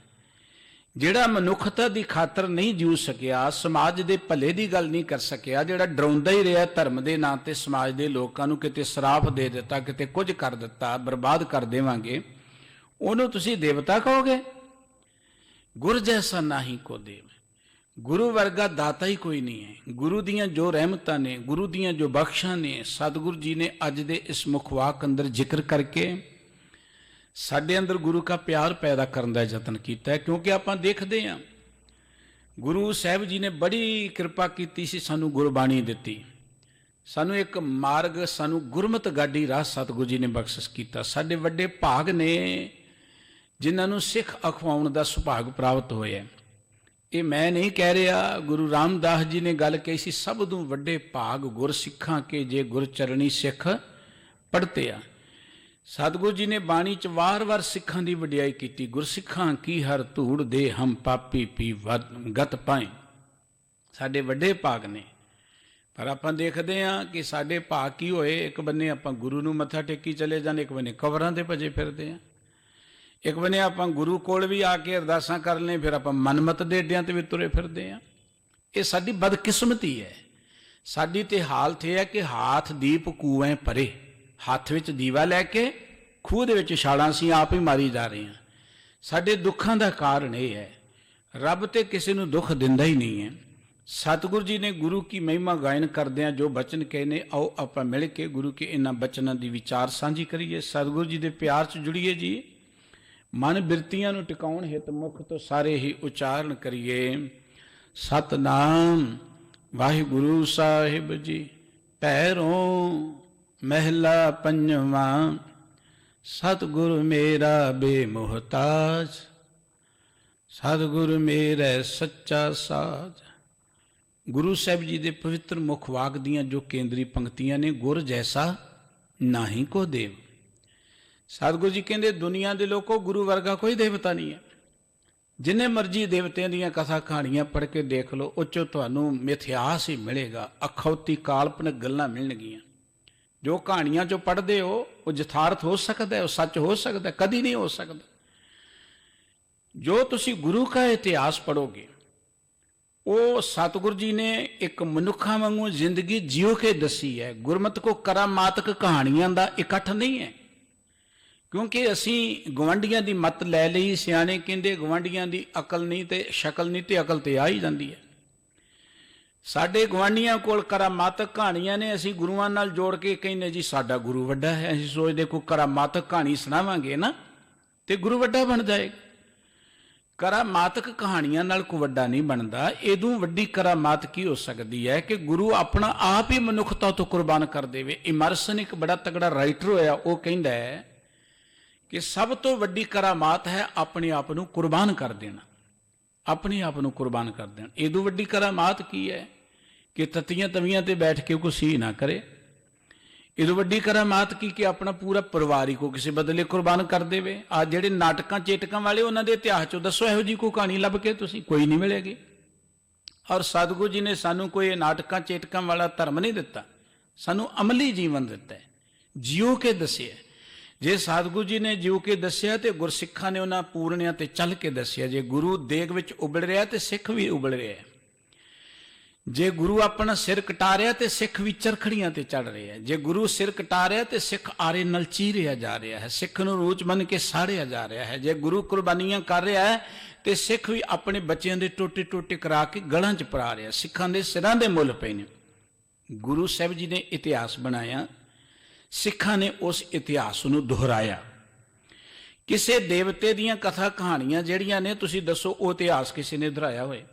ਕਿਤੋਂ ਉਦਾਹਰਣ ਹੀ ਕੋਈ ਤੁਹਾਨੂੰ ਮਿਲੇਗੀ। ਸਿਰਫ ਇਮੋਸ਼ਨਲ ਗੱਲਾਂ ਕਰਕੇ, ਕਾਲਪਨਿਕ ਮਿਥਿਹਾਸਕ ਕਹਾਣੀਆਂ ਕਰਕੇ ਮਨੁੱਖ ਨੂੰ ਨੀਂਦ ਦੀਆਂ ਗੋਲੀਆਂ ਦੇ ਦਿੱਤੀਆਂ ਜਾਂਦੀਆਂ। ਇਹ ਜਿੰਨੀਆਂ ਇਹੋ ਜਿਹੀਆਂ ਗੱਲਾਂ ਨੇ, ਇਹ ਨੀਂਦ ਦੀਆਂ ਗੋਲੀਆਂ ਨੇ ਕਿ ਦੁਨੀਆ ਜੁੜੀ ਰਹੇ ਜੀ, ਬੜੀ ਭਾਵਨਾ ਜੀ ਬਣੀ ਰਹੇ। ਭਾਵਨਾ ਉੱਤਮ ਹੈ, ਸ਼ਰਧਾ ਪਿਆਰੀ ਚੀਜ਼ ਹੈ, ਪਰ ਗਿਆਨ ਹੋਣਾ ਚਾਹੀਦਾ ਕਿ ਜ਼ਿੰਦਗੀ ਕਾਹਦੇ ਲਈ ਹੈ, ਜ਼ਿੰਦਗੀ ਦਾ ਮਾਰ ਕੀ ਹੈ। ਸਤਿਗੁਰੂ ਜੀ ਕਹਿੰਦੇ ਗੁਰ ਜੈਸਾ ਨਾਹੀ ਕੋ ਦੇਵ। ਦੁਨੀਆ ਦੇ ਲੋਕੋ, ਗੁਰੂ ਵਰਗਾ ਕੋਈ ਦੇਵਤਾ ਨਹੀਂ ਹੈ। ਸਾਡੇ ਲਈ ਸਭ ਤੋਂ ਵੱਡਾ ਗੁਰੂ ਹੈ ਗੁਰ ਈਸ਼ਰ, ਗੁਰ ਗੋਰਖ ਬ੍ਰਹਮਾ, ਗੁਰ ਪਾਰਬਤੀ ਮਾਈ। ਅਸੀਂ ਕਿਸੇ ਹੋਰ ਗੋਰਖ ਬ੍ਰਹਮਾ ਨੂੰ ਨਹੀਂ ਮੰਨਦੇ, ਪਾਰਬਤੀ ਨੂੰ ਮੰਨ ਲਏ। ਸਾਡੇ ਲਈ ਗੁਰੂ ਹੀ ਸਭ ਕੁਝ ਹੈ। ਸਾਡੇ ਲਈ ਗੁਰੂ ਹੀ ਬ੍ਰਹਮਾ ਹੈ, ਗੁਰੂ ਹੀ ਪਾਰਬਤੀ, ਸਭ ਕੁਝ ਸਾਡੇ ਲਈ ਗੁਰੂ ਹੈ। ਅਸੀਂ ਕਿਸੇ ਦੇਵਤੇ ਨੂੰ ਨਹੀਂ ਮੰਨਦੇ। ਕੁਝ ਅਖੌਤੀ ਲੋਕ ਜਿਨ੍ਹਾਂ ਨੇ ਗੁਰਬਾਣੀ ਨਹੀਂ ਪੜ੍ਹੀ, ਜਿਨ੍ਹਾਂ ਨੂੰ ਗੁਰਮਤਿ ਫਿਲਾਸਫੀ ਦਾ ਨਹੀਂ ਪਤਾ, ਉਹ ਐਵੇਂ ਰੌਲਾ ਪਾਈ ਜਾਂਦੇ ਸਿੱਖ ਹਿੰਦੂਆਂ ਚੋਂ ਹੀ ਨੇ। ਸਿੱਖ ਤਾਂ ਪ੍ਰਮਾਤਮਾ ਤੋਂ ਪੈਦਾ ਹੋਏ ਨੇ, ਸਿੱਖ ਕਿਸੇ ਚੋਂ ਨਹੀਂ ਨਿਕਲਿਆ। ਹਾਂ, ਸਿੱਖਾਂ ਤੋਂ ਸਾਰੇ ਟੁੱਟ ਕੇ ਵੱਖਰੇ ਬਣੇ ਹੋਏ ਨੇ, ਗੱਲ ਇਹ ਹੈ। ਸਭ ਤੋਂ ਪਹਿਲਾਂ ਰੱਬ ਨੇ ਬਣਾਏ ਹੀ ਸਿੱਖ ਇਸ ਧਰਤੀ ਤੇ। ਸਿੱਖ ਕੀ ਹੈ ਕਿ ਸੁੰਦਰ ਸਰੂਪ, ਕੇਸਾਧਾਰੀ ਹੋਵੇ, ਰੱਬ ਦੀ ਰਜ਼ਾ ਚੱਲਣ ਵਾਲਾ ਹੋਵੇ। ਸਭ ਤੋਂ ਪਹਿਲਾਂ ਬੰਦਾ ਬਣਾਇਆ ਹੀ ਸਿੱਖ ਸੀ ਰੱਬ ਨੇ। ਆਹ ਤੇ ਬਾਕੀ ਕਿਸੇ ਦਾ ਸਿਰ ਮੁੰਨਦੇ ਹੋ ਤੇ ਕੁਝ ਬਣ ਗਿਆ, ਕਿਸੇ ਦੀ ਸੁਨਤ ਕਰਦੇ ਹੋ ਕੁਝ ਬਣ ਗਿਆ। ਇਹ ਤਾਂ ਬਣਾਉਂਦੇ ਹੀ ਹੈ ਸਭ ਕੁਝ। ਇਸ ਕਰਕੇ ਸਿੱਖਾਂ ਚੋਂ ਇਹ ਨਿਕਲੇ ਨੇ, ਸਿੱਖ ਇਹਨਾਂ ਚੋਂ ਨਹੀਂ ਨਿਕਲੇ। ਠੋਕੇ ਜਵਾਬ ਦਿਆ ਕਰ ਜਦੋਂ ਕਹਿੰਦੇ ਜੇ ਸਿੱਖ ਹਿੰਦੂਆਂ ਚੋਂ ਹੀ ਨਿਕਲੇ ਨੇ। ਸਿੱਖ ਕੋਈ 2, 4, 500 ਸਾਲ ਤੋਂ ਨਹੀਂ ਹੈ। ਆਦਿ ਤੋਂ ਜੋ ਮਨੁੱਖ ਬਣਾਇਆ, ਦਰਅਸਲ ਉਹ ਰੱਬ ਦਾ ਸਿਰਜਿਆ ਹੋਇਆ ਮਨੁੱਖ ਜਿਹੜਾ, ਉਹ ਦਰਅਸਲ ਜਿਹੜਾ ਹੈ ਉਹ ਸਿੱਖ ਹੈ। ਇਸ ਕਰਕੇ ਸਤਿਗੁਰੂ ਜੀ ਕਹਿੰਦੇ ਗੁਰ ਜੈਸਾ ਨਾਹੀ ਕੋ ਦੇਵ। ਗੁਰੂ ਵਰਗਾ ਕੋਈ ਦੇਵਤਾ ਨਹੀਂ ਹੈ, ਕੋਈ ਦੇਵਤਾ ਗੁਰੂ ਦੀ ਬਰਾਬਰਤਾ ਨਹੀਂ ਕਰ ਸਕਦਾ। ਪਰ ਜਿਸ ਮਸਤਕ ਭਾਗ ਸੋ ਲਾਗਾ ਸੇਵ। ਪਰ ਗੁਰੂ ਦੀ ਸੇਵਾ 'ਚ ਉਹ ਲੱਗਦੇ ਜਿਨ੍ਹਾਂ ਦੇ ਮੱਥੇ ਦੇ ਭਾਗ ਉਜਲ ਨੇ। ਕਬਰਾਂ ਤੇ ਮੱਥੇ ਟੇਕਣੇ ਤੇ ਭੀੜਾਂ ਲੱਗ ਜਾਂਦੀਆਂ ਨੇ। ਜੇ ਮਾਰਗ ਪੰਡਤ ਗਏ ਪਾਛੇ ਪਰੀ ਬਹੀਰ, ਇੱਕ ਅਵਕਟ ਘਾਟੀ ਰਾਮ ਕੀਤੇ ਚੜ ਰਹੇ ਹੋ ਕਬੀਰ। ਜਿੱਧਰ ਕਿਹਾ ਨਾ ਕਰਮਕਾਂਡੀ ਲੋਕਾਂ ਨੇ ਕਿ ਉੱਥੇ ਮੱਥਾ ਟੇਕ ਲਓ ਤੁਹਾਡੀਆਂ ਕਾਮਨਾ ਪੂਰੀਆਂ ਹੋ ਜਾਣਗੀਆਂ, ਉੱਥੇ ਨੰਗੇ ਪੈਰ ਚਲ ਜਾਓ ਤੁਹਾਡੀਆਂ ਕਾਮਨਾ ਪੂਰੀਆਂ ਹੋ ਜਾਣੀਆਂ, ਉੱਥੇ ਨਹਾ ਲਓ ਤੁਹਾਡੀਆਂ ਕਾਮਨਾ, ਉੱਥੇ ਤੇ ਭੀੜਾਂ ਲੱਗ ਜਾਂਦੀ ਹੈ। ਧਰਮੀਆਂ ਦੀ ਕਦੀ ਭੀੜ ਨਹੀਂ ਹੋਈ ਧਰਤੀ ਤੇ ਨਾ ਹੋਣੀ ਹੈ। ਧਰਮੀਆਂ ਦੀ ਕਦੀ ਭੀੜ ਨਹੀਂ ਹੋਣੀ। ਧਰਮ ਦਾ ਅਰਥ ਹੈ ਕਿ ਆਪਣੀ ਜ਼ਿੰਦਗੀ ਦੇ ਵਿੱਚ ਉੱਚੇ ਉੱਠਣਾ। ਧਰਮ ਦਾ ਅਰਥ ਹੈ ਆਰਥਿਕ ਤੌਰ ਤੇ, ਸਮਾਜਿਕ ਤੌਰ ਤੇ ਜਾਂ ਫਿਜ਼ੀਕਲ ਤੌਰ ਤੇ, ਜਿਹਨੂੰ ਕਹਿੰਦੇ ਆਪਾਂ ਉਸਾਰੀ ਕਰਨੀ, ਕਰੈਕਟਰ ਦੇ ਤੌਰ ਤੇ ਜ਼ਿੰਦਗੀ ਦੇ ਅੰਦਰ ਤਰੱਕੀ ਕਰਨੀ। ਹੁਣ ਉੱਚੇ ਉੱਠਣ ਦਾ ਕੋਈ ਵੀ ਮਾਰਗ ਹੈ। ਇਵੇਂ ਕਹਿ ਲਓ ਜ਼ਿੰਦਗੀ 'ਚ ਤੁਸੀਂ ਅਗਾਂਹ ਵਧਣਾ ਚਾਹੁੰਦੇ ਹੋ, ਜ਼ਿੰਦਗੀ ਤੁਸੀਂ ਉੱਚੇ ਉੱਠਣਾ ਚਾਹੁੰਦੇ ਹੋ, ਤੇ ਉੱਥੇ ਤੇ ਮਿਹਨਤ ਕਰਨੀ ਪੈਂਦੀ ਹੈ। ਮਿਹਨਤ ਕਰਨ ਤੋਂ ਮਨੁੱਖ ਡਰਦਾ ਹੈ। ਮਨੁੱਖ ਕਹਿੰਦਾ ਹੈ ਮਿਹਨਤ ਨਾ ਕਰਨੀ ਪਏ ਤੇ ਬੈਠੇ ਬਿਠਾਏ ਕੰਮ ਚੱਲੀ ਜਾਏ। ਆ ਜਿਹੜੀ ਸਵਰਗਾਂ ਦਾ ਲਾਲਚ ਦਿੱਤਾ ਨਾ, ਇਹ ਮਨੁੱਖ ਦੇ ਇਸੇ ਸੁਭਾਅ ਨੂੰ ਦੇਖ ਕੇ ਦਿੱਤਾ ਕਿ ਸਵਰਗਾਂ 'ਚ ਬੜੀਆਂ ਮੌਜਾਂ ਨੇ, ਉੱਥੇ ਤੇ ਬੜੀਆਂ ਸੁੱਖ ਸਹੂਲਤਾਂ ਨੇ, ਉੱਥੇ ਜੀ ਸ਼ਰਾਬਾਂ ਦੇ ਦਰਿਆ ਹੀ ਚੱਲਦੇ ਨੇ, ਉੱਥੇ ਤੇ ਹੂਰਾਂ ਪਰੀਆਂ ਨੇ ਜੀ, ਉਹ ਤੇ ਕਦੀ ਜਵਾਨ ਹੀ ਰਹਿੰਦੀਆਂ ਨੇ। ਇਹੋ ਜਿਹੀਆਂ ਕਹਾਣੀਆਂ ਕਹਿ ਕੇ ਇਮੋਸ਼ਨਲ ਕੀਤਾ ਜਾਂਦਾ। ਤੇ ਇਹੋ ਜਿਹੀ ਸੋਚ ਵਾਲੇ ਲੋਕ ਕਹਿੰਦੇ ਜੋ ਸਵਰਗ ਹੀ ਵਧੀਆ। ਹਾਲਾਂਕਿ ਮਿਲਿਆ ਕੁਝ ਨਹੀਂ, ਲਾਰਾ ਮਰਨ ਤੋਂ ਬਾਅਦ ਹੈ। ਉਹ ਮਿਲਣਾ ਕਿ ਨਹੀਂ ਮਿਲਣਾ ਕੋਈ ਪਤਾ ਨਹੀਂ। ਕਿਹੜਾ ਉੱਥੇ ਜਾ ਕੇ ਕਿਸੇ ਨੇ ਦੇਖਿਆ ਕੀ ਮਿਲਦਾ ਕੀ ਨਹੀਂ ਮਿਲਦਾ। ਜਿਹੜੇ ਗਏ ਨੇ ਉਹਨਾਂ ਕਿਹੜਾ ਆ ਕੇ ਦੱਸੇ ਸਵਰਗਾਂ 'ਚ ਬੈਠੇ ਕਿੱਥੇ ਬੈਠੇ ਆ। ਅਸੀਂ ਜਾ ਨਹੀਂ ਸਕਦੇ, ਉਹ ਆ ਨਹੀਂ ਸਕਦੇ। ਇਸ ਕਰਕੇ ਸਤਿਗੁਰੂ ਜੀ ਕਹਿੰਦੇ ਕਿ ਗੁਰੂ ਵਰਗਾ ਕੋਈ ਨਹੀਂ ਹੈ। ਜੋ ਮਨੁੱਖਤਾ ਦੀ ਖਾਤਰ ਗੁਰੂ ਨੇ ਕੀਤਾ। ਗੁਰੂ ਨਾਨਕ ਸਾਹਿਬ ਜੀ ਦੀ ਬਾਣੀ ਪੜ੍ਹ ਕੇ ਦੇਖੋ, ਉਹਨਾਂ ਦਾ ਦਿਲ ਤਰਸ ਦੇ ਨਾਲ ਭਰਿਆ ਹੋਇਆ। ਬਾਬਾ ਦੇਖੇ ਧਿਆਨਤਰ ਜਲਤੀ ਸਭ ਪ੍ਰਥਵੀ ਦਿਸ ਆਈ। ਦੁਨੀਆ ਦੁੱਖਾਂ 'ਚ ਸੜ ਰਹੀ ਹੈ, ਗੁਰੂ ਨਾਨਕ ਸਾਹਿਬ ਜੀ ਨੇ ਆਪਣਾ ਘਰ ਛੱਡ ਦਿੱਤਾ। ਦੁਨੀਆ ਤੇ ਜ਼ੁਲਮ ਹੁੰਦਾ ਜਿੱਥੇ ਦੇਖਿਆ ਸਤਿਗੁਰੂ ਜੀ ਨੇ। ਸਤਿਗੁਰੂ ਜੀ ਘਰ ਨਹੀਂ ਟਿਕੇ, ਕਈ ਸਾਲ ਲਗਾਤਾਰ ਘਰ ਤੋਂ ਬਾਹਰ ਰਹੇ। ਥਾਂ ਥਾਂ ਤੇ ਜਾ ਕੇ ਜੇ ਕੋਈ ਸ਼ਰਮਾਏਦਾਰ ਲੋਕ, ਉਹਨਾਂ ਨੂੰ ਵੀ ਝੰਜੋੜਿਆ ਗਿਆਨ ਦਿੱਤਾ। ਰਾਜਨੀਤਿਕ ਲੋਕ ਜ਼ੁਲਮ ਜ਼ਾਲਮ ਨੇ, ਉਹਨਾਂ ਨੂੰ ਗਿਆਨ ਦਿੱਤਾ। ਮਨੁੱਖਤਾ ਦੇ ਜਿੱਥੇ ਜ਼ੁਲਮ ਹੁੰਦਾ ਉੱਥੇ ਜਾ ਕੇ ਗਿਆਨ ਦਿੱਤਾ। ਕੋਈ ਕਿਸੇ ਦੇਵੀ ਦੇਵਤੇ ਨੇ ਇਹੋ ਜਿਹਾ ਗਿਆਨ ਦਿੱਤਾ ਹੋਵੇ ਵੀ ਲੋਕਾਂ ਤੇ ਜ਼ੁਲਮ ਨਾ ਕਰੋ, ਲੋਕਾਂ ਨਾਲ ਪਿਆਰ ਕਰੋ, ਦੱਸੋ ਕੋਈ ਮਨੁੱਖਤਾ ਦੀ ਸੇਵਾ ਦੀ ਖਾਤਰ ਲੰਗਰ ਲਗਾਏ ਹੋਣ, ਕਿਸੇ ਦੇਵੀ ਦੇਵਤੇ ਦਾ ਲੰਗਰ ਚੱਲਦਾ ਦੇਖਿਆ ਤੁਸੀਂ? ਇਹ ਲੰਗਰ ਗੁਰੂ ਕੇ ਚੱਲਣਗੇ ਔਰ ਚੱਲਦੇ ਰਹਿਣਗੇ ਧਰਤੀ ਤੇ। ਇਹ ਠੀਕ ਹੈ ਕਿ ਇਹਨਾਂ ਦੀ ਵਿਰੋਧਤਾ ਕਰਨ ਵਾਲੇ ਵੀ ਪੈਦਾ ਹੁੰਦੇ ਰਹਿੰਦੇ ਨੇ, ਆਦਤ ਤੋਂ ਹੀ ਨੇ, ਹੁੰਦੇ ਹੀ ਰਹਿਣਗੇ, ਪਰ ਇਹ ਲੰਗਰ ਗੁਰੂ ਕੇ ਜੁਗੋ ਜੁਗ ਅਟਲ ਨੇ, ਇਹਨਾਂ ਨੂੰ ਕੋਈ ਬੰਦ ਨਹੀਂ ਕਰ ਸਕਦਾ। ਇਹ ਗੁਰੂ ਨਾਨਕ ਸਾਹਿਬ ਜੀ ਦੇ ਲੰਗਰ ਹੀ ਭੁੱਖਿਆਂ ਦੇ ਲਈ ਨੇ। ਇਹ ਗੁਰੂ ਨਾਨਕ ਸਾਹਿਬ ਜੀ ਦਾ ਸ਼ਬਦ ਸਮੁੱਚੀ ਮਾਨਵਤਾ ਦੇ ਲਈ ਹੈ। ਗੁਰੂ ਨਾਨਕ ਸਾਹਿਬ ਜੀ ਨੇ ਨਹੀਂ ਕਿਹਾ ਕਿ ਮੇਰੇ ਸਿੱਖਾਂ ਲਈ ਹੈ। ਦੇਖੋ ਨਾ, ਗੁਰੂ ਕਿੰਨਾ ਦਿਆਲੂ ਹੈ, ਕਿੰਨਾ ਦਿਆਲੂ ਹੈ। ਗੁਰੂ ਸਾਹਿਬ ਜੀ ਦੇ ਕੋਲ ਮੁਸਲਮਾਨ ਹੁੰਦਾ ਹੋਇਆ ਮਰਦਾਨਾ ਫਿਰ ਵੀ ਗੁਰੂ ਦਾ ਪਿਆਰ ਲੈ ਰਿਹਾ, ਮੁਸਲਮਾਨ ਹੈ। ਗੁਰੂ ਨੇ ਇਹ ਨਹੀਂ ਕਿਹਾ ਕਿ ਤੂੰ ਮੁਸਲਮਾਨ, ਤੈਨੂੰ ਨੇੜੇ ਨਹੀਂ ਲੱਗਣ ਦੇਣਾ। ਗੁਰੂ ਕੋਲ ਕੋਈ ਪੰਡਤ ਆ ਗਿਆ, ਉਹ ਪੰਡਤ ਹੁੰਦਾ ਵੀ ਗੁਰੂ ਦਾ ਪਿਆਰ ਲੈ ਰਿਹਾ। ਗੁਰੂ ਕੋਲ ਕੋਈ ਬ੍ਰਾਹਮਣ ਆ ਗਿਆ, ਬ੍ਰਾਹਮਣ ਹੁੰਦਾ ਹੋਇਆ ਵੀ ਗੁਰੂ ਦਾ ਪਿਆਰ ਲੈ ਰਿਹਾ। ਗਨੀ ਖਾਨ ਨਬੀ ਖਾਨ ਮੁਸਲਮਾਨ ਹੁੰਦੇ ਹੋਏ ਗੁਰੂ ਦਾ ਪਿਆਰ ਲੈ ਰਹੇ ਨੇ। ਇਹ ਗੁਰੂ ਦੀ ਵਡਿਆਈ ਹੈ, ਕਿਉਂਕਿ ਗੁਰੂ ਮਨੁੱਖਤਾ ਦਾ ਹੈ, ਗੁਰੂ ਕਿਸੇ ਇੱਕ ਫਿਰਕੇ ਦਾ ਨਹੀਂ ਹੈ। ਔਰ ਗੁਰੂ ਦਾ ਜੋ ਕੁਝ ਹੈ ਉਹ ਮਨੁੱਖਤਾ ਦੀ ਖਾਤਰ ਹੈ। ਗੁਰੂ ਨੇ ਜੋ ਮਾਰਗ ਦਿੱਤਾ ਹੈ ਉਹ ਮਨੁੱਖਤਾ ਦੇ ਕਲਿਆਣ ਲਈ ਹੈ। ਗੁਰੂ ਨੇ ਜੋ ਗੁਰਬਾਣੀ ਦਿੱਤੀ ਹੈ ਉਹ ਮਨੁੱਖਤਾ ਦੇ ਭਲੇ ਲਈ ਹੈ। ਗੁਰੂ ਗ੍ਰੰਥ ਸਾਹਿਬ ਜੀ ਦੀ ਪਵਿੱਤਰ ਬਾਣੀ ਤੇ ਗੁਰੂ का जो पंथ है ये ਸਮੁੱਚੀ ਮਾਨਵਤਾ ਦੀ ਅਮੋਲ ਵਿਰਾਸਤ ਨੇ, ਅਮੋਲ ਵਿਰਾਸਤ। ਸਾਡੇ ਤੇ ਵੱਡੇ ਭਾਗ ਨੇ ਕਿ ਸਾਨੂੰ ਸੇਵਾ ਮਿਲੀ ਹੈ ਗੁਰੂ ਗ੍ਰੰਥ ਸਾਹਿਬ ਜੀ ਦੀ, ਗੁਰੂ ਪੰਥ ਦੀ। ਸਾਨੂੰ ਕਰਕੇ ਲਾਹਾ ਲੈਣਾ ਚਾਹੀਦਾ। ਇਹ ਵੀ ਨਾ ਸੋਚਣਾ ਜੇ ਅਸੀਂ ਸੇਵਾ ਨਹੀਂ ਕਰਾਂਗੇ ਤੇ ਗ੍ਰੰਥ ਪੰਥ ਚੱਲ ਨਹੀਂ ਸਕਣਗੇ। ਕਈ ਵਾਰੀ ਇਹ ਵੀ ਸੋਚਦੇ ਨੇ ਲੋਕ। ਇਹ ਆਗਿਆ ਭਈ ਅਕਾਲ ਕੀ ਤਵੀ ਚਲਾਇਓ ਪੰਥ। ਇਹ ਵਾਹਿਗੁਰੂ ਜੀ ਦੇ ਹੁਕਮ 'ਚ ਚੱਲਿਆ ਹੋਇਆ ਪੰਥ ਹੈ, ਨਾ ਕਿਸੇ ਮਨੁੱਖ ਦਾ ਬਣਾਇਆ ਤੇ ਨਾ ਕੋਈ ਮਨੁੱਖ ਇਹਨੂੰ ਖਤਮ ਕਰ ਸਕਦਾ। ਐਵੇਂ ਕਈ ਵਾਹ ਵਰੋਲੇ ਜਿਹੇ ਆਉਂਦੇ ਨੇ, ਚਲੇ ਜਾਂਦੇ ਨੇ, ਉਹਨਾਂ ਦੀ ਕੋਈ ਬਹੁਤੀ ਪਰਵਾਹ ਨਹੀਂ ਕਰੀਦੀ। ਇਹੋ ਜਿਹੇ ਬਹੁਤ ਆਏ ਨੇ ਜੀ, ਸਿੱਖ ਇੱਥੋਂ ਨੇ, ਸਿੱਖ ਉੱਥੋਂ ਨੇ, ਉਹਨਾਂ ਤੋਂ ਡਰੀਦਾ ਨਹੀਂ ਬਹੁਤਾ। ਉਹ ਅਗਿਆਨੀ ਲੋਕਾਂ ਦੀਆਂ ਗੱਲਾਂ 'ਚ ਨਹੀਂ ਆਈਦਾ। ਸਤਿਗੁਰੂ ਜੀ ਕਹਿੰਦੇ ਗੁਰ ਜੈਸਾ ਨਾਹੀ ਕੋ ਦੇਵ।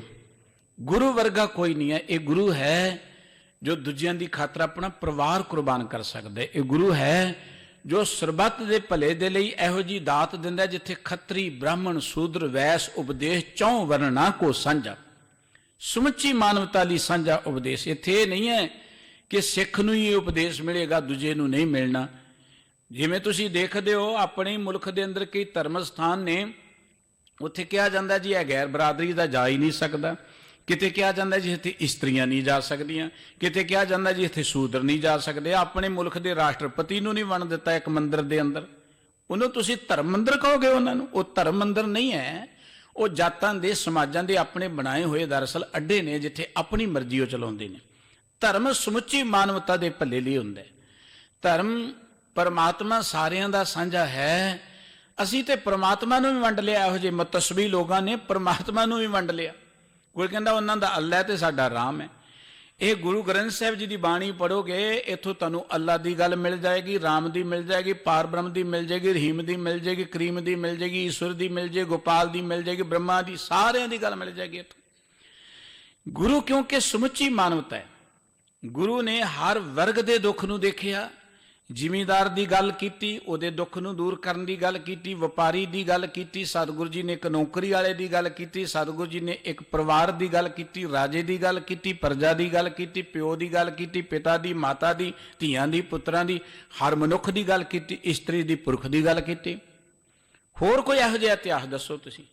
ਦੇਵਤਿਆਂ ਵੱਲੋਂ ਤੇ ਖਾਸ ਕਰਕੇ ਆਪਾਂ ਦੇਖਦੇ ਹਾਂ ਇਸਤਰੀ ਜਾਤਰੀ ਤੇ ਜਦੋਂ ਵੀ ਬੜੇ ਹੋਏ ਨੇ, ਧੱਕੇ ਬੜੇ ਹੋਏ ਨੇ, ਉਹਨਾਂ ਨੂੰ ਕਿਵੇਂ ਤੁਸੀਂ ਕਹੋਗੇ ਦੇਵਤੇ? ਦੇਵਤਿਆਂ ਦਾ ਰਾਜਾ ਇੰਦਰ ਹੀ ਹੈ ਨਾ। ਤੁਸੀਂ ਉਹਦਾ ਇਤਿਹਾਸ ਪੜ੍ਹ ਲਓ। ਕਹਿੰਦੇ ਇਹ ਦੇਵਤਿਆਂ ਦਾ ਰਾਜਾ ਹੈ ਔਰ ਇੰਦਰ ਤੇ ਇਹ ਕਲੰਕ ਲੱਗਿਆ ਹੋਇਆ। ਗੌਤਮ ਤਪਾ ਹਲਿਆ ਇਸਤਰੀ ਤਿਸ ਦੇਖ ਇੰਦਰ ਲੋਭਾਇਆ।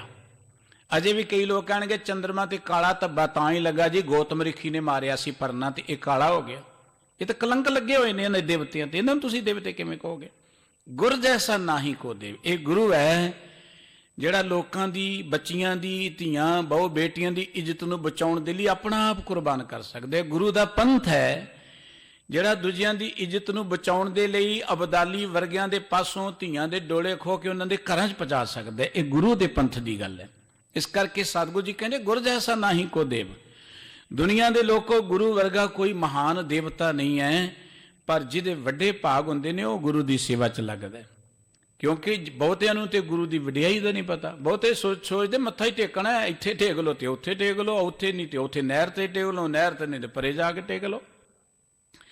ਮੱਥਾ ਟੇਕਣ ਨੂੰ ਧਰਮ ਸਮਝਣ ਲੱਗ ਪਏ ਲੋਕ। ਮੱਥਾ ਟੇਕਣਾ ਧਰਮ ਨਹੀਂ ਹੈ। ਮੱਥਾ ਟੇਕਣਾ ਕੋਈ ਧਰਮ ਨਹੀਂ ਹੈ। ਧਰਮ ਤਾਂ ਸੀ ਜ਼ਿੰਦਗੀ ਅੰਦਰ ਗੁਣ ਗ੍ਰਹਿਣ ਕਰਨਾ, ਧਰਮ ਤਾਂ ਸੀ ਜ਼ਿੰਦਗੀ ਅੰਦਰ ਔਗਣਾਂ ਤੋਂ ਮੁਕਤ ਹੋਣਾ, ਧਰਮ ਤਾਂ ਸੀ ਸਮਾਜ ਵਿੱਚੋਂ ਬੁਰਾਈਆਂ ਨੂੰ ਦੂਰ ਕਰਨ ਦਾ ਯਤਨ ਕਰਨਾ। ਇਹ ਤਾਂ ਧਰਮ ਸੀ। ਪਰ ਅਸੀਂ ਸੋਚਿਆ ਮੱਥਾ ਟੇਕਣਾ ਧਰਮ ਹੈ, ਨਹਾ ਲੈਣਾ ਧਰਮ ਹੈ, ਕੇਵਲ ਕਿਤੇ ਪਾਠ ਕਰ ਲੈਣਾ ਧਰਮ ਹੈ। ਇਹੀ ਤੇ ਵੱਡਾ ਭਰਮ ਪੈਦਾ ਹੋ ਗਿਆ ਸਾਡੇ ਮਨ ਅੰਦਰ। ਸਤਿਗੁਰੂ ਜੀ ਕਹਿੰਦੇ ਜਿਹੜੇ ਵੱਡੇ ਭਾਗ ਹੁੰਦੇ ਨੇ ਉਹ ਕਿਤੇ ਗੁਰੂ ਦੀ ਸੇਵਾ ਵਿੱਚ ਲੱਗਦਾ ਹੈ। ਇਸੇ ਕਰਕੇ ਸਤਿਗੁਰੂ ਜੀ ਨੇ ਕਿਹਾ ਸੀ ਸਭ ਤੋਂ ਵੱਡੇ ਭਾਗ ਗੁਰਸਿੱਖਾਂ ਕੇ। ਗੁਰਸਿੱਖੋ ਮਾਣ ਮਹਿਸੂਸ ਕਰਿਆ ਕਰੋ ਕਿ ਆਪਾਂ ਗੁਰੂ ਕੇ ਸਿੱਖ ਹਾਂ। ਗੁਰੂ ਤੁਹਾਨੂੰ ਭੁੱਖਿਆਂ ਨਹੀਂ ਰਹਿਣ ਦਿੰਦਾ।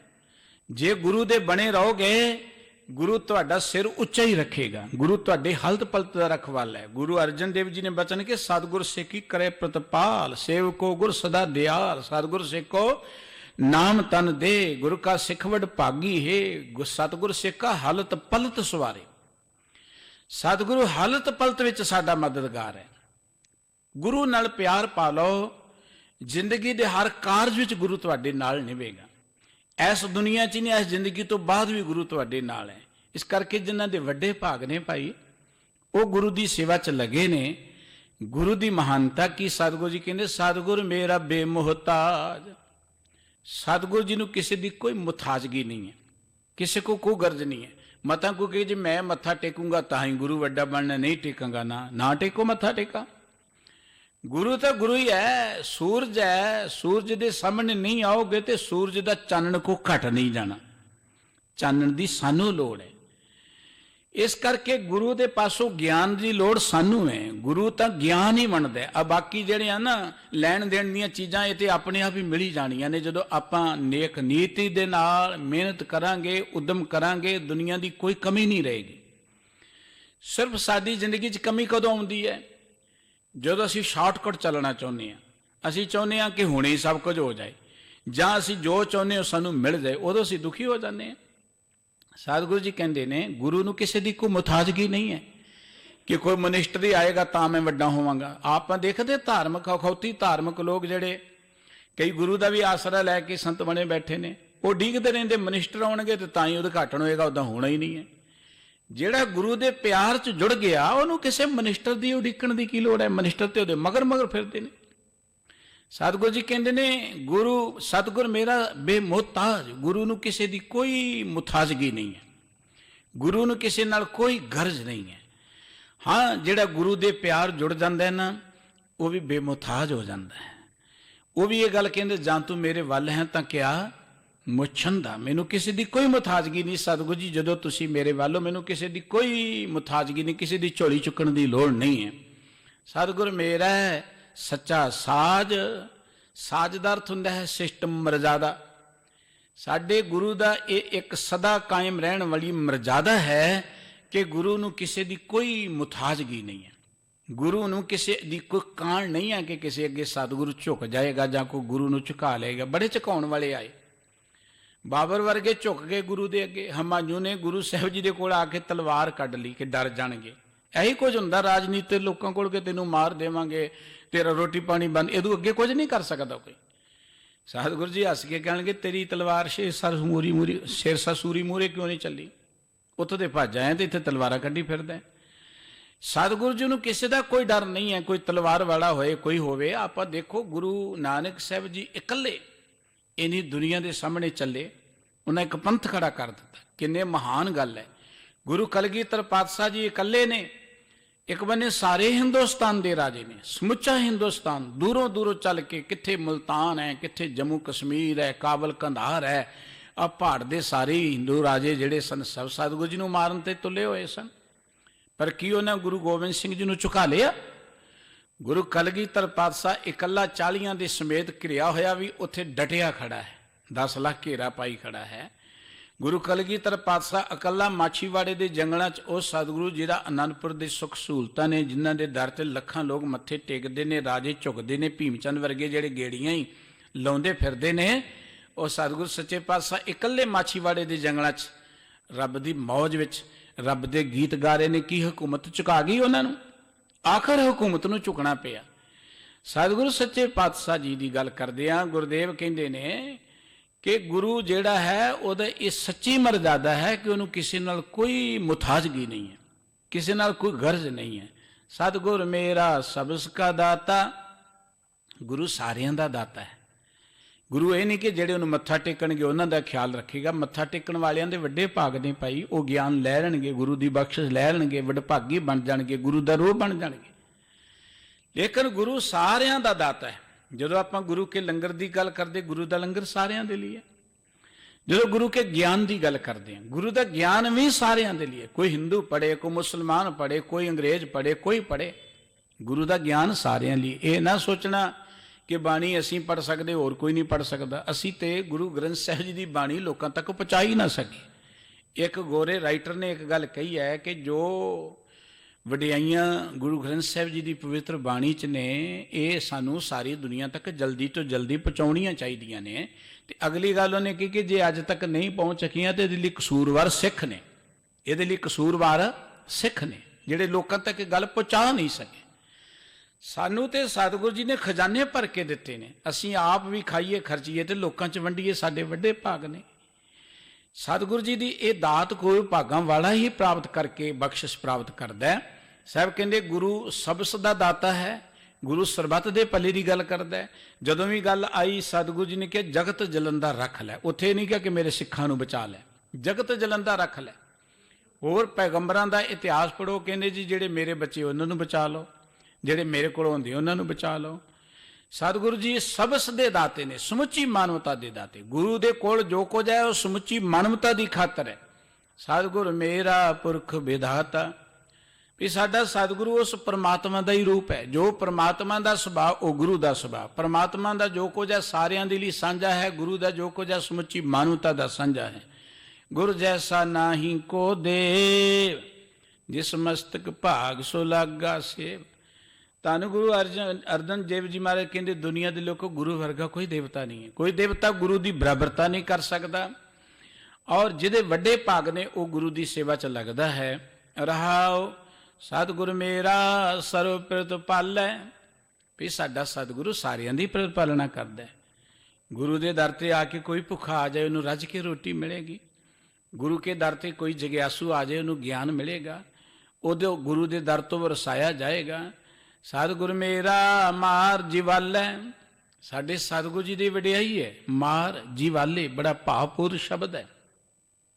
ਜਿਹੜਾ ਗੁਰੂ ਦੇ ਦਰ ਤੇ ਆਉਂਦਾ ਹੈ, ਗੁਰੂ ਉਹਦੇ ਅੰਦਰੋਂ ਅਹੰਕਾਰ ਨੂੰ ਮਾਰ ਦਿੰਦਾ ਹੈ, ਉਹਨੂੰ ਆਤਮਿਕ ਤੌਰ ਤੇ ਜਿਉਂਦੇ ਕਰ ਦਿੰਦਾ। ਇਹ ਜ਼ਿੰਦਗੀ ਸਾਡੀ ਸਦੀਵੀ ਜ਼ਿੰਦਗੀ ਨਹੀਂ ਹੈ, ਇਹਦੇ 'ਚ ਆਪਾਂ ਸਦਾ ਨਹੀਂ ਬੈਠੇ ਰਹਿਣਾ। ਇਹ ਜ਼ਿੰਦਗੀ ਮਿਲੀ ਸੀ ਆਤਮਿਕ ਜੀਵਨ ਦੇ ਲਈ, ਅਸੀਂ ਹੰਕਾਰ 'ਚ ਜਿਉਣ ਲੱਗ ਪਏ। ਇਵੇਂ ਕਹਿ ਲਓ ਡਾਇਰੈਕਸ਼ਨ ਬਦਲ ਗਈ। ਜਿਉਣਾ ਸੀ ਆਤਮਿਕ ਆਨੰਦ ਵਿੱਚ, ਅਸੀਂ ਹੰਕਾਰ 'ਚ ਤੜਫਣਾ ਸ਼ੁਰੂ ਕਰ ਦਿੱਤਾ। ਤੇ ਗੁਰੂ ਕੀ ਕਰਦਾ ਹੈ, ਜਿਵੇਂ ਸਲੇਟ ਤੇ ਕੁਝ ਗਲਤ ਲਿਖਿਆ ਜਾਏ ਬੋਰਡ ਤੇ, ਉਹਨੂੰ ਪਹਿਲਾਂ ਢਾਉਣਾ ਪੈਂਦਾ ਹੈ, ਢਾਹ ਕੇ ਫਿਰ ਨਵੀਆਂ ਗੱਲਾਂ ਲਿਖੀਆਂ ਜਾਂਦੀਆਂ ਨੇ। ਇੱਦਾਂ ਜਿਹੜੇ ਆਤਮਿਕ ਤੌਰ ਤੇ ਟੁੱਟ ਕੇ ਹੰਕਾਰ 'ਚ, ਵਿਕਾਰਾਂ 'ਚ, ਔਗਣਾਂ 'ਚ ਜੁੜ ਗਏ, ਗੁਰੂ ਉਹਨਾਂ ਦੇ ਅੰਦਰੋਂ ਉਸ ਜੀਵਨ ਨੂੰ ਖਤਮ ਕਰਦਾ ਹੈ, ਉਹਨਾਂ ਦੇ ਅਹੰਕਾਰ ਨੂੰ ਮਾਰ ਕੇ ਉਹਨਾਂ ਨੂੰ ਆਤਮਿਕ ਜੀਵਨ ਪ੍ਰਦਾਨ ਕਰਦਾ ਹੈ। ਗੁਰਬਾਣੀ ਦੀਆਂ ਕਈ ਰਮਜ਼ਾਂ ਨੇ, ਰਹੱਸ ਨੇ ਸਮਝਣ ਦੀ ਲੋੜ ਹੈ। ਗੁਰੂ ਜਿਹੜਾ ਹੈ ਆਤਮਿਕ ਤੌਰ ਤੇ ਜਿਉਂਦੇ ਕਰ ਦਿੰਦਾ ਹੈ। ਔਰ ਦੇਖੋ ਸਰੀਰਕ ਤੌਰ ਤੇ ਮਰਨਾ ਹੀ ਹੈ ਸਾਰਿਆਂ ਨੇ, ਸਰੀਰ ਤਾਂ ਛੱਡਣਾ ਹੀ ਹੈ, ਤੇ ਕਿਸੇ ਦਾ ਨਹੀਂ ਰਿਹਾ, ਗੁਰੂ ਸਾਹਿਬ ਜੀ ਦਾ ਵੀ ਨਹੀਂ ਰਿਹਾ, ਹੋਰ ਕਿਸੇ ਦਾ ਨਹੀਂ ਨਾ ਰਹਿਣਾ ਹੈ। ਇਹ ਕੁਦਰਤ ਦਾ ਇੱਕ ਨਿਯਮ ਹੈ। ਪੰਜਾਂ ਤੱਤਾਂ ਤੋਂ ਸਾਡਾ ਸਰੀਰ ਬਣਿਆ ਹੈ, ਤੱਤਾਂ 'ਚ ਤੱਤ ਸਮਾ ਹੀ ਜਾਣੇ ਨੇ। ਆਖਰ ਇੱਕ ਨਾ ਇੱਕ ਦਿਨ ਮਾਟੀ ਮਾਟੀ ਹੋਈ ਏਕ, ਪਵਨੇ ਮੈਂ ਪਵਨ ਸਮਾਇਆ, ਜੋਤੀ ਮੈਂ ਜੋਤ ਰਲ ਜਾਇਆ। ਇਹ ਤੇ ਇੱਕ ਦਿਨ ਆਉਣਾ ਹੀ ਹੈ ਸਾਰਿਆਂ ਦੇ ਲਈ, ਇਹ ਤੇ ਕੋਈ ਨਵੀਂ ਗੱਲ ਨਹੀਂ ਹੈ। ਤੇ ਚਿੰਤਾ ਤਾਕੀ ਕੀਜੀ ਹੈ ਜੋ ਅਣਹੋਣੀ ਹੋਏ, ਇਹ ਮਾਰਗ ਸੰਸਾਰ ਕੋ ਨਾਨਕ ਥਿਰ ਨਹੀਂ ਕੋਈ। ਇਹ ਤੇ ਹੋਣਾ ਹੀ ਹੈ। ਇਹ ਤੇ ਸਵਾਏ ਗੁਰੂ ਜੀ ਨੇ ਸਾਨੂੰ ਜ਼ਿੰਦਗੀ ਇਸ ਕਰਕੇ ਨਹੀਂ ਸੀ ਦਿੱਤੀ ਕਿ ਅਸੀਂ ਜੱਫਾ ਹੀ ਮਾਰ ਕੇ ਬੈਠੇ ਰਹੀਏ। ਜ਼ਿੰਦਗੀ ਤੇ ਸਾਨੂੰ ਦਿੱਤੀ ਸੀ ਕਿ ਆਪਾਂ ਜ਼ਿੰਦਗੀ 'ਚ ਕੋਈ ਵਧੀਆ ਕਰਮ ਕਰਕੇ, ਮਨੁੱਖਤਾ ਦੀ ਸੇਵਾ ਕਰਕੇ ਲਾਹਾ ਲੈ ਕੇ ਜਾਈਏ, ਆਪਾਂ ਆਨੰਦ ਮਾਣ ਕੇ ਜਾਈਏ ਜ਼ਿੰਦਗੀ ਦਾ। ਪਰ ਆਪਾਂ ਸਾਰੀ ਜ਼ਿੰਦਗੀ ਚਿੰਤਾ 'ਚ, ਫਿਕਰਾਂ ਦੇ ਵਿੱਚ, ਸਹਿਮ ਦੇ ਵਿੱਚ ਐਵੇਂ ਧੂਕ ਸੀ 'ਚ ਬਤੀਤ ਕਰ ਦਿੰਦੇ ਹਾਂ। ਜਦੋਂ ਆਖਰੀ ਸਮਾਂ ਆਉਂਦਾ ਤਾਂ ਅਸੀਂ ਘਬਰਾ ਹੀ ਜਾਂਦੇ ਹਾਂ। ਘਬਰਾਉਣ ਦਾ ਕਾਰਨ ਕੀ ਕਿ ਜਿਸ ਕੰਮ ਲਈ ਆਏ ਸੋ ਕੰਮ ਕੀਤਾ ਨਹੀਂ। ਇਵੇਂ ਕਹਿ ਲਓ ਕਿ ਮਾਸਟਰ ਨੇ ਪੜ੍ਹਾਇਆ, ਇਮਤਿਹਾਨ ਤੇ ਆਉਣਾ ਹੀ ਹੈ ਇੱਕ ਦਿਨ। ਹੁਣ ਇਮਤਿਹਾਨ ਦੀ ਤਿਆਰੀ ਨਹੀਂ ਤੇ ਬੱਚਾ ਫਿਰ ਘਬਰਾਏਗਾ ਹੀ, ਉਹਨੇ ਤਿਆਰੀ ਨਹੀਂ ਕੀਤੀ ਸਾਰਾ ਸਾਲ। ਇਹ ਜ਼ਿੰਦਗੀ ਦੇ ਜਿੰਨੇ ਸਾਲ ਨੇ ਤਿਆਰੀ ਦੇ ਸਾਲ ਸਨ। ਔਰ ਗੁਰਬਾਣੀ 'ਚ ਇੱਕ ਗੱਲ ਕੀ ਸਤਿਗੁਰੂ ਜੀ ਨੇ, ਬੇੜਾ ਬੰਧ ਨਾ ਸਕਿਓ ਬੰਧਨ ਕੀ ਵੇਲਾ। ਸਾਨੂੰ ਇੱਕ ਬੇੜਾ ਬੰਨਣ ਲਈ ਜ਼ਿੰਦਗੀ ਮਿਲੀ ਸੀ। ਬੇੜਾ ਦਰਿਆ ਤੋਂ ਕਿਸੇ ਹੋਰ ਨਾਲੇ ਤੋਂ ਪਾਰ ਜਾਣਾ ਹੋਏ ਤੇ ਆਪਾਂ ਪਹਿਲਾਂ ਬੇੜਾ ਤਿਆਰ ਕਰ ਲੈਂਦੇ, ਬੇੜੀ ਤਿਆਰ ਕਰ ਲੈਂਦੇ ਹਾਂ। ਪਰ ਹੁਣ ਪਾਣੀ ਚੜ੍ਹ ਗਿਆ, ਪਾਰ ਜਾਣਾ, ਬੇੜਾ ਅਸੀਂ ਤਿਆਰ ਹੀ ਨਹੀਂ ਕੀਤਾ। ਸਾਡੇ ਕੋਲ ਟਾਈਮ ਸੀ, ਬੇੜਾ ਤਿਆਰ ਨਹੀਂ ਕੀਤਾ, ਹੁਣ ਤੇ ਰੁੜਾਂ ਗਈ ਆਪਾਂ, ਫਿਰ ਹੋਰ ਕੀ ਹੋਏਗਾ। ਬਿਲਕੁਲ ਇਹ ਜ਼ਿੰਦਗੀ ਮਿਲੀ ਸੀ ਇੱਕ ਬੇੜਾ ਤਿਆਰ ਕਰਨ ਦੇ ਲਈ। ਉਹ ਬੇੜਾ ਕੀ ਸੀ? ਜਿਹਨੂੰ ਆਪਾਂ ਕਹਿੰਦੇ ਇੱਕ ਸ਼ਖਸੀਅਤ ਕਾਇਮ ਕਰਨ ਲਈ। ਸਰੀਰ ਜ਼ਿੰਦਗੀ ਨਹੀਂ ਹੈ, ਸਰੀਰ ਤਾਂ ਇੱਕ ਸਾਧਨ ਹੈ। ਇਸ ਸਰੀਰ ਵਿੱਚ ਰਹਿੰਦਿਆਂ ਅਸੀਂ ਇੱਕ ਆਪਣਾ ਜੀਵਨ ਬਣਾਉਣਾ ਸੀ, ਇੱਕ ਆਪਣੀ ਸ਼ਖਸੀਅਤ, ਇੱਕ ਆਪਣਾ ਕਰੈਕਟਰ ਤਿਆਰ ਕਰਨਾ ਸੀ, ਜਿਸ ਨੂੰ ਤਿਆਰ ਕਰਕੇ ਸਾਡੀ ਜ਼ਿੰਦਗੀ 'ਚ ਭਾਵੇਂ ਮੌਤ ਵੀ ਆ ਜਾਏ ਆਪਾਂ ਘਬਰਾਈਏ ਨਾ, ਜੋ ਮਰਜ਼ੀ ਉਤਰਾ ਚੜਾ ਜਾਣਾ ਆਪਾਂ ਘਬਰਾਈਏ ਨਾ। ਪਰ ਉਹ ਆਪਾਂ ਤਿਆਰੀ ਨਾ ਕੀਤੀ। ਹੁਣ ਤਿਆਰੀ ਨਹੀਂ ਕੀਤੀ, ਜਦੋਂ ਸਿਰ ਤੇ ਉਹ ਸਮਾਂ ਆ ਗਿਆ ਫਿਰ ਅਸੀਂ ਘਬਰਾ ਗਏ। ਘਬਰਾਉਣ ਦਾ ਕਾਰਨ ਤਾਂ ਇਹ ਆ, ਕੋਈ ਮੌਤ ਦੁਖਦਾਈ ਨਹੀਂ ਸੀ ਜਾਂ ਸਰੀਰ ਛੱਡਣਾ ਦੁਖਦਾਈ ਨਹੀਂ ਸੀ। ਇਹ ਤਾਂ ਦੇਖੋ ਨਾ, ਜਦੋਂ ਮਨੁੱਖ ਦਾ ਬਣਤਰ ਬਣਦੀ, ਉਹ ਕੋ ਦੁਖੀ ਹੁੰਦਾ ਮਨੁੱਖ ਉਦੋਂ। ਉਹ ਤੇ ਸਹਿਜੀ ਸੁਤੇ ਸੇ ਰੱਬ ਦੀ ਰਜ਼ਾ 'ਚ ਬਣ ਜਾਂਦੀ ਹੈ। ਬੱਚੇ ਨੂੰ ਤੇ ਪਤਾ ਹੀ ਨਹੀਂ ਲੱਗਦਾ ਕਿਵੇਂ ਬਣਤਰ ਬਣੀ ਸਰੀਰ ਦੀ, ਰੱਬ ਨੇ ਇਹੋ ਜੀ ਸਿਰਜਣਾ ਕਰ ਦਿੱਤੀ। ਇੱਦਾਂ ਹੀ ਜੇ ਮਨੁੱਖ ਗਿਆਨਵਾਨ ਹੋਵੇ ਤੇ ਸਰੀਰ ਦਾ ਇਹ ਢਾਂਚਾ ਟੁੱਟਦਿਆਂ ਉਹਨੂੰ ਕੋਈ ਪੀੜਾ ਨਹੀਂ ਹੁੰਦੀ। ਦੇਖੋ ਨਾ, ਜਿਨ੍ਹਾਂ ਨੂੰ ਗਿਆਨ ਹੈ ਉਹ ਤੇ ਕਹਿੰਦੇ ਲੈ ਕੱਢ ਦੇ ਮੇਰਾ ਬੰਦ, ਬਸ ਜਿੰਨਾ ਮਰਜ਼ੀ ਕੱਢ ਦੇ। ਉਹਨਾਂ ਨੂੰ ਤੇ ਚਰਖੜੀ ਤੇ ਚਾੜਤਾ, ਉਹਨਾਂ ਨੂੰ ਪਿੰਜ ਦਿੱਤਾ ਰੂਹ ਦੇ ਵਾਂਗੂ, ਉਹ ਤੇ ਕਹਿੰਦੇ ਆਨੰਦ ਹੀ ਆਨੰਦ ਹੈ।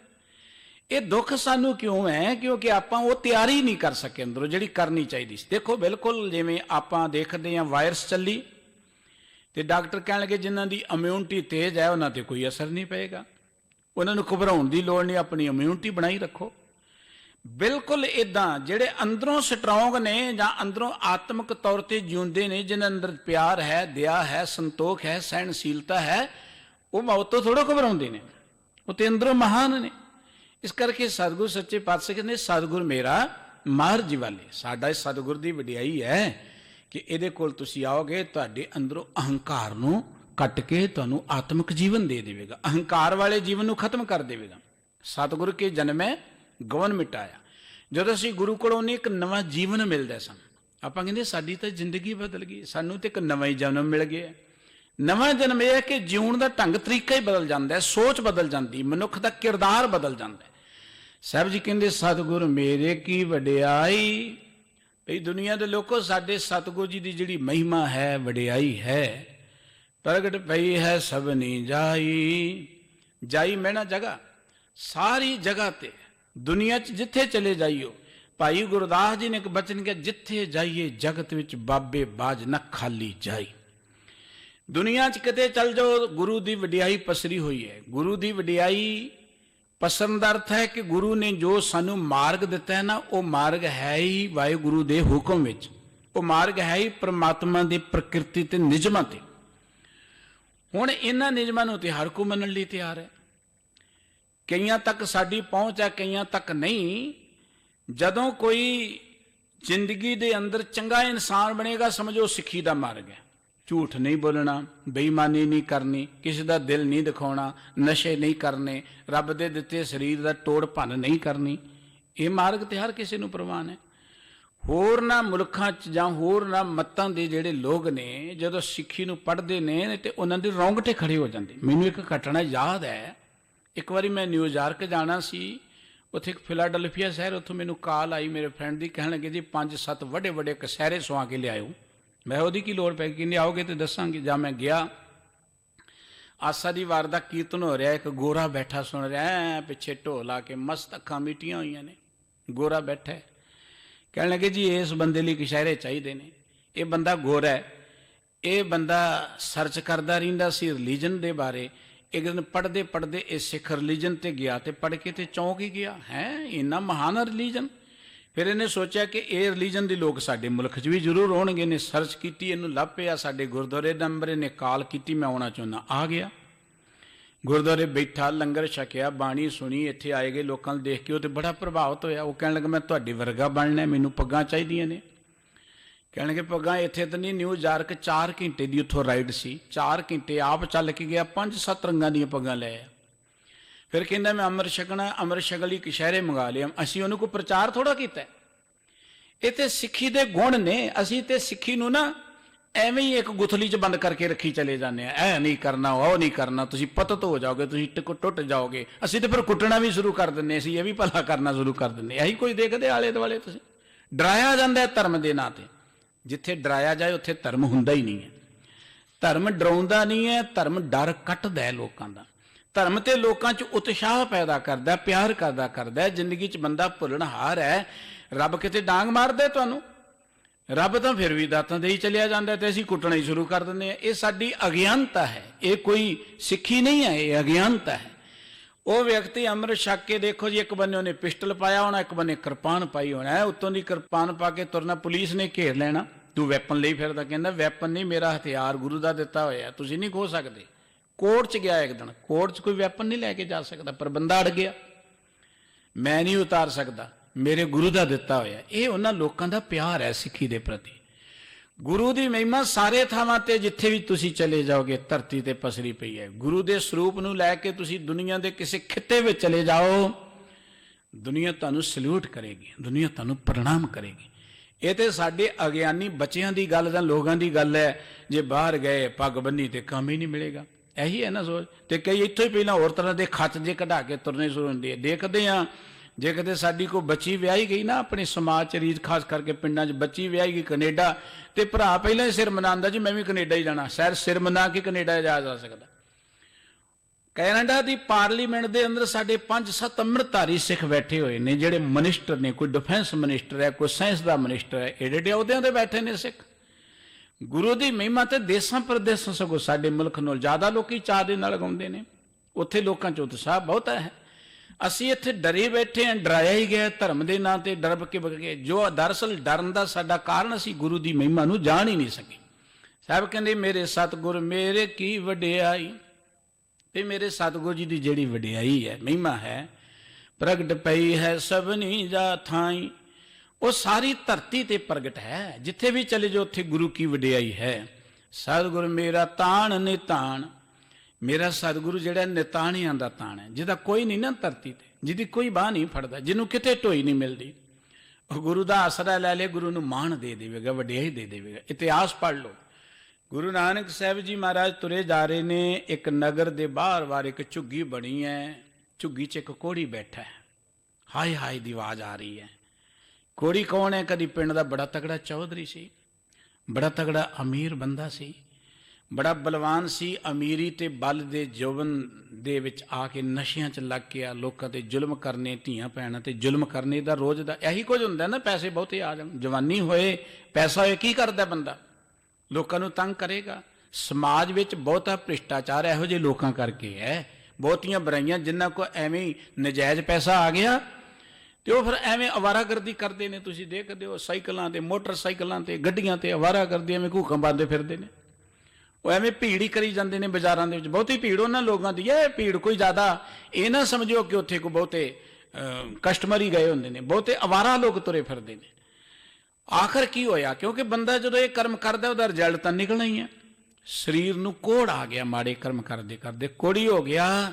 ਘਰ ਵਾਲਿਆਂ ਨੇ ਘਰੋਂ ਕੱਢ ਦਿੱਤਾ, ਪਿੰਡ ਵਾਲਿਆਂ ਪਿੰਡੋਂ ਕੱਢ ਦਿੱਤਾ, ਔਰ ਕੋਈ ਉਹਨੂੰ ਨੇੜੇ ਲਗਾ ਕੇ ਰਾਜੀ ਨਹੀਂ। ਬਾਹਰ ਝੁੱਗੀ ਜੀ ਬਣਾਤੀ, ਆਉਂਦਾ ਜਾਂਦਾ ਕੋਈ ਰੋਟੀ ਦੇ ਜਾਂਦਾ, ਠੀਕ ਨਹੀਂ ਤੇ ਭੁੱਖਾ ਹੀ ਬੈਠਾ ਰਹਿੰਦਾ।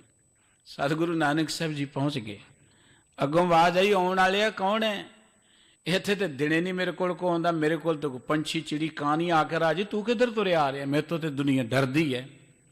ਬਾਬਾ ਨਾਨਕ ਜੀ ਚਲੇ ਗਏ। ਜਿਹਦਾ ਕੋਈ ਨਹੀਂ ਉਹਦਾ ਬਾਬਾ ਨਾਨਕ ਹੈ। ਗੁਰੂ ਨਾਨਕ ਸਾਹਿਬ ਜੀ ਨੇ ਉਹਦੇ ਹਾਲਾਤ ਦੇਖੇ, ਉਹਦੀ ਸਾਰੀ ਕਹਾਣੀ ਸੁਣੀ। ਗੁਰੂ ਨਾਨਕ ਸਾਹਿਬ ਜੀ ਨੇ ਉਹਨੂੰ ਸਰੀਰਕ ਤੌਰ ਤੇ ਵੀ ਉਹਦੀ ਮਦਦ ਕੀਤੀ, ਦੁਆ ਦਰਮਲ ਕੀਤਾ, ਪਰ ਸਤਿਗੁਰੂ ਜੀ ਨੇ ਉਹਨੂੰ ਉਪਦੇਸ਼ ਦਿੱਤਾ। ਗੁਰੂ ਕੀ ਅੰਮ੍ਰਿਤ ਬਚਨ ਜੀਓ ਤਪਤ ਹੈ ਬਾਰੋ ਬਾਰ, ਤਪ ਤਪ ਖੱਪੇ ਬਹੁਤ ਵਿਕਾਰ, ਜੈਤਨ ਬਾਣੀ ਵਿਸਰ ਜਾਏ, ਜਿਉਂ ਪੱਕਾ ਰੋਗੀ ਵਿਲ ਲਾਏ। ਸਤਿਗੁਰੂ ਸਾਹਿਬ ਜੀ ਕਹਿਣਗੇ ਰੱਬ ਨੂੰ ਉਲਾਮੇ ਦੇਣ ਦੀ ਲੋੜ ਨਹੀਂ ਹੈ। ਇਹ ਤਾਂ ਜਦੋਂ ਅਸੀਂ ਰੱਬ ਨਾਲੋਂ ਟੁੱਟ ਜਾਵਾਂਗੇ ਰੋਗ ਆਉਣਗੇ। ਜਦੋਂ ਆਪਾਂ ਬੁਰੇ ਕੰਮ ਕਰਾਂਗੇ ਰੋਗ ਆਉਣਗੇ। ਕੋਈ ਨਹੀਂ ਰੋਕ ਸਕਦਾ, ਕਿਸੇ ਪੈਸੇ ਨੇ ਰੋਗਾਂ ਤੋਂ ਨਹੀਂ ਬਚਾਉਣਾ। ਪੈਸਾ ਤੇ ਡਾਕਟਰਾਂ ਕੋਲ ਜਾ ਕੇ ਖਰਚੇ ਹੀ ਜਾ ਸਕਦਾ, ਹੋਰ ਕੁਝ ਨਹੀਂ ਕਰ ਸਕਦਾ।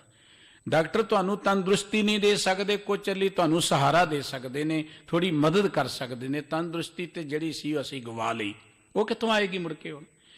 ਇਸ ਕਰਕੇ ਸਤਿਗੁਰੂ ਜੀ ਉੱਥੇ ਪਹੁੰਚੇ। ਉਹਨੂੰ ਸਰੀਰਕ ਤੌਰ ਤੇ ਵੀ ਆਤਮਿਕ ਤੌਰ ਤੇ ਵੀ ਸਤਿਗੁਰੂ ਜੀ ਨੇ ਗਿਆਨ ਦਿੱਤਾ।